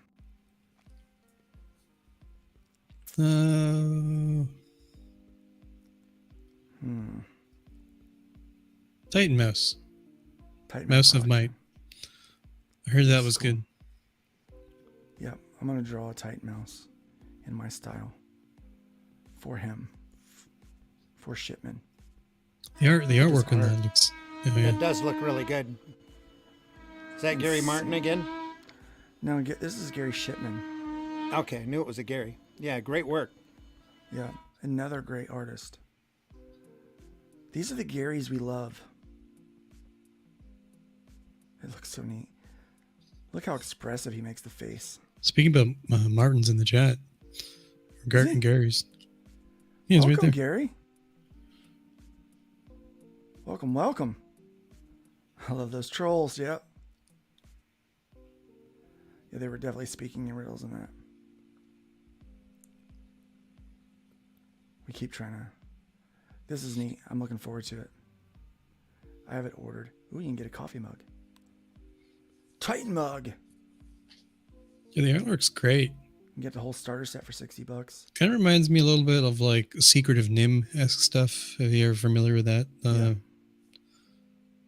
It's also great. If you've never seen Secret of Nim, I think it's called Secret of Nim. I'm pretty sure. It's pretty decent. Man, the line work. Yes, so it is. good in Don this. Bluth Studios. Excellent, excellent cartoon. One of the best. Oh, the line work is so good in this. I love this technique that you use over here. Yeah, it's sweet. I love that. Oh, look at all these rocks, how good they look. Just the texture he put in there. That's stinking amazing. You read something like this and you can't help but be jealous of the talent. Absolutely.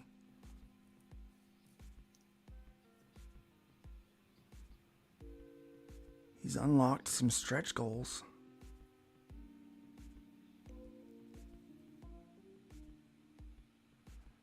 The trading cards and you're entered to win. All America entered to win an original Titan interior comic page. Oh. That's cool. Original 1-of-1 comic book art. Individually signed by Gary Shipman. Values at over $600. Guys, this is awesome. I love it, man. I wish I was independently wealthy. Oh yeah, you Buy back everything all I the books. wanted, right? I only was able to Yeah, me budget too. one book this year, Perfect 10. That's unfortunate. As much as I like everybody else's books, I do want to buy them all. Well, I was only able to budget one. I did find out that because of my line of work, I can budget new books as product research. So I'm like, okay, well, I can buy more because they become a tax write-off at the end of the year. But I still can't buy all the books that I want. Could do that before with the right accountant. Yep. It's all research. Neat. Guys, this is exciting. I love comic books. See, there's so many really good books out there. Yeah, more black and white books. Black and white books, I think, are coming along great. Digging the black and white illustrations, absolutely. Yeah, you can't go wrong with like an artist edition style book with without color. And sometimes color ruins it. I mean, sometimes it doesn't. Yeah, so here's an idea. There should be a cheap comic with excerpts of various indie comics for people to sample. Could come out more frequently. Well, I know that that's a little bit of what Anvil Magazine is doing. And I have Randy and I have talked about a Aero Comics Digest kind of Shonen Jump thing. And you know what? I think that next time we conference, Randy, I think we should put together the plans to do just that. Sorry, they're right above my head, but we could also do that newspaper, kind of like the Flint Comics and Entertainment paper. That can be incredibly inexpensive to do. We'd print a few thousand so that we could ship them around to people. I'm game. A new We've got to make anthology. comics accessible to new readers, and I think that we can do it. So true. Both of those ideas sound good. They both do sound very good. Very excited about all that. I'm kind of compelled to actually write for one of those if or both. Mm-hmm. The more product we have out there, the better it will be. And there, so we speculated. So the tables have turned. More people are speaking their mind and what they're discussed with the industry. Mm-hmm. We have people that speculate that the comic book direct market will end sometime in 2024. I would expect. Do you think it's going to be good for business or bad for business? Because we know I think it's going to rising be good for us. a rising tide, raises all boats. We talked about this before, like with Games Workshop when they're up, the sales are up across the board. For other publishers or independents, when they're down across the board, because the people come in to buy the mainstream stuff, and then they're like, I don't really necessarily like this. Then they, they go off to the other people's stuff. But if people aren't if the mainstream stuff isn't selling at all, you might not get new customers to the other stuff At because all, they yeah. think it's just mainstream. So it can go either way. Sorry, I guess. have to bump in here, even though they're sanding right up above my head. But I got to tell you, 2024 is going to be a very pivotal year for this art form. And we all need to have our eyes open. We all need to be ready to roll with those punches. That's a big thing. And before we go, I just want to point out that the stories that you heard, especially with O'Leary, and the hate that has come out of there, should be a reminder to everybody of how detrimental it is to hate in this industry, hate in this business, especially the people that don't deserve it. So we need to watch ourselves, and we need to try to be more positive and more than we are negative. People especially when it hate comes Fun to My these people. Comic. We have to, yeah, it's crazy. And a lot of that stuff doesn't make sense, and it doesn't really need to make any sense. We just have to dismiss it as stupid people that are uneducated, that don't understand where this art form is going. Normally we're an ever-evolving art form, but now especially I think this year, next year, you're going to see some really hardcore changes coming along. Retailers might not survive. Corporate comics might not survive. A lot of these secondary publishers are not gonna survive. And we have to be ready to roll with those punches and understand and try to build up our markets and our niches and make livings. It's still go out there and make livings for ourselves out of this, because it can be done. It's been proven to be done. We just need to go out there and grit our teeth to the grindstone and do it and get it done. Well, maybe maybe and become easier the said than mainstream done. yourself. Absolutely. But we need to do it, and it's got to get done. And if we love this art form, we need to tell everybody that we love it and not be out there focusing on all of this hate and all of this BS. Yep. And you see where the hate groups are. You see where the true hate groups are. And no matter how much they want to point the finger at everybody else as being non-diverse and ists and phobes and all of this, we can see where all of that is coming from and where it all really is. And it's not healthy. It's not good for this industry. It's not good for this art form, and we need to do our best, our part to correct it. I will cap us with this. Coffee is out, so it's out, and it's 3 hours. I still got some. So here is. I saw this meme that said you need to watch out when the people that just want to be left alone start getting involved. Yep. And you're seeing that the people that just want to be left alone are getting involved, and I think that we're going to see a shift. The future is us, guys. I think we're at that point that if we care about this industry, we're going to have to get involved. And we also have need to sit there and do the work, but we're going to have to get involved. We're going to have, we're saying something. I think shows like this, I think Fun My Comic, I think Arrow Comics, I think Anvil Magazine, I think Flip City.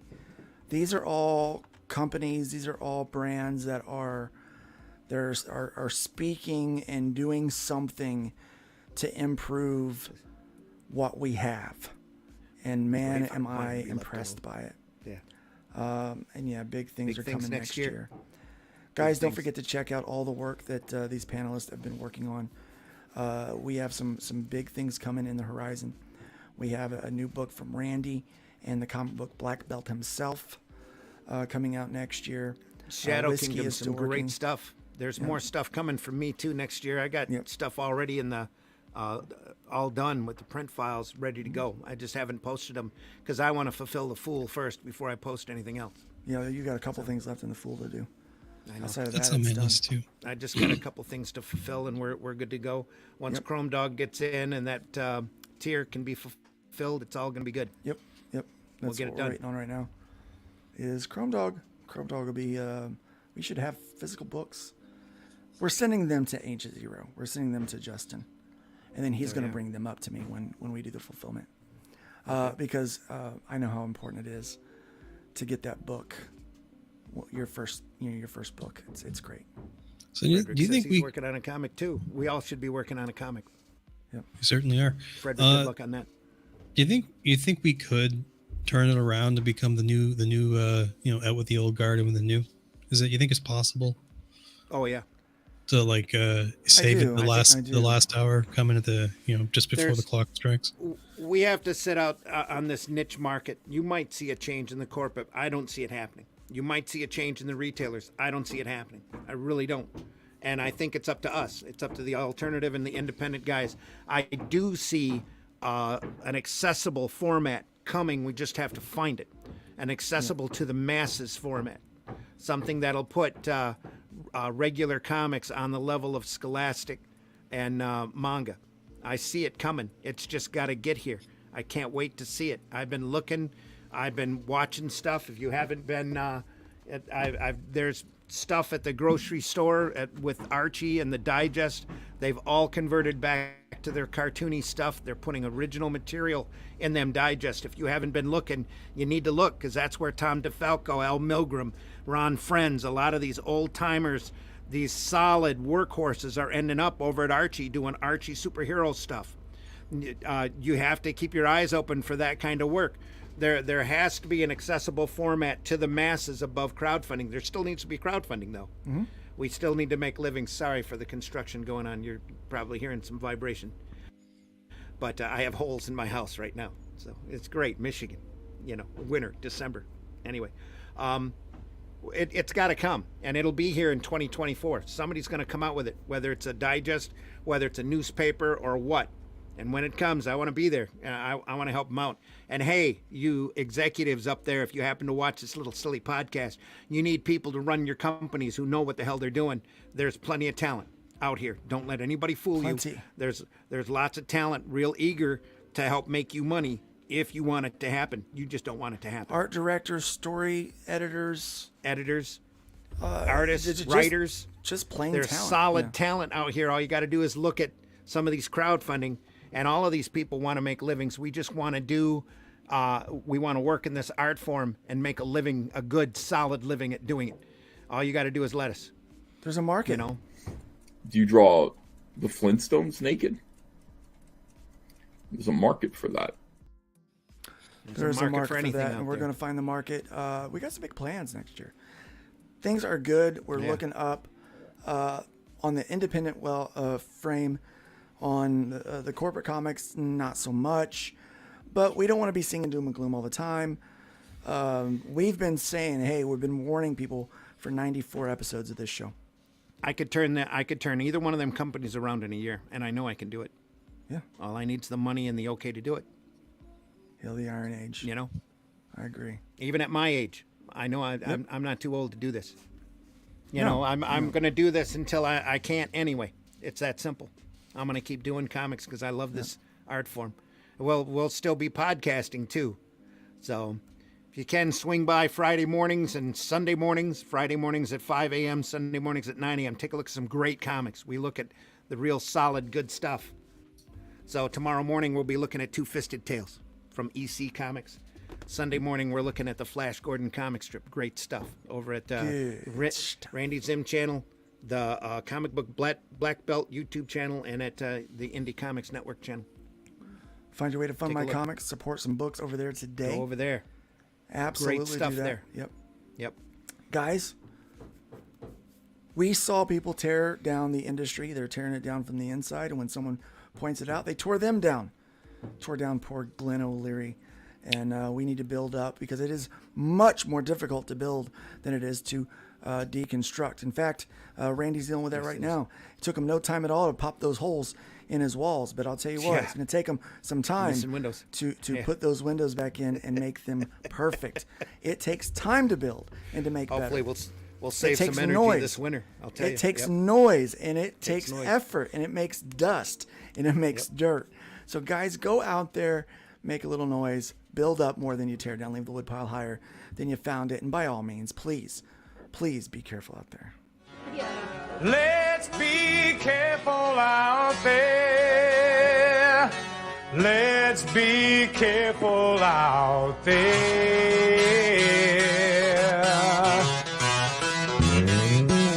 We had a 187 at the 7-Eleven on the corner of 4th and Main. Two Caucasians of the male persuasion put a bullet through the cashier's brain. Moving on, I see a 211 dozen 459s, 2 APWs, a GTA, and several miscellaneous crimes.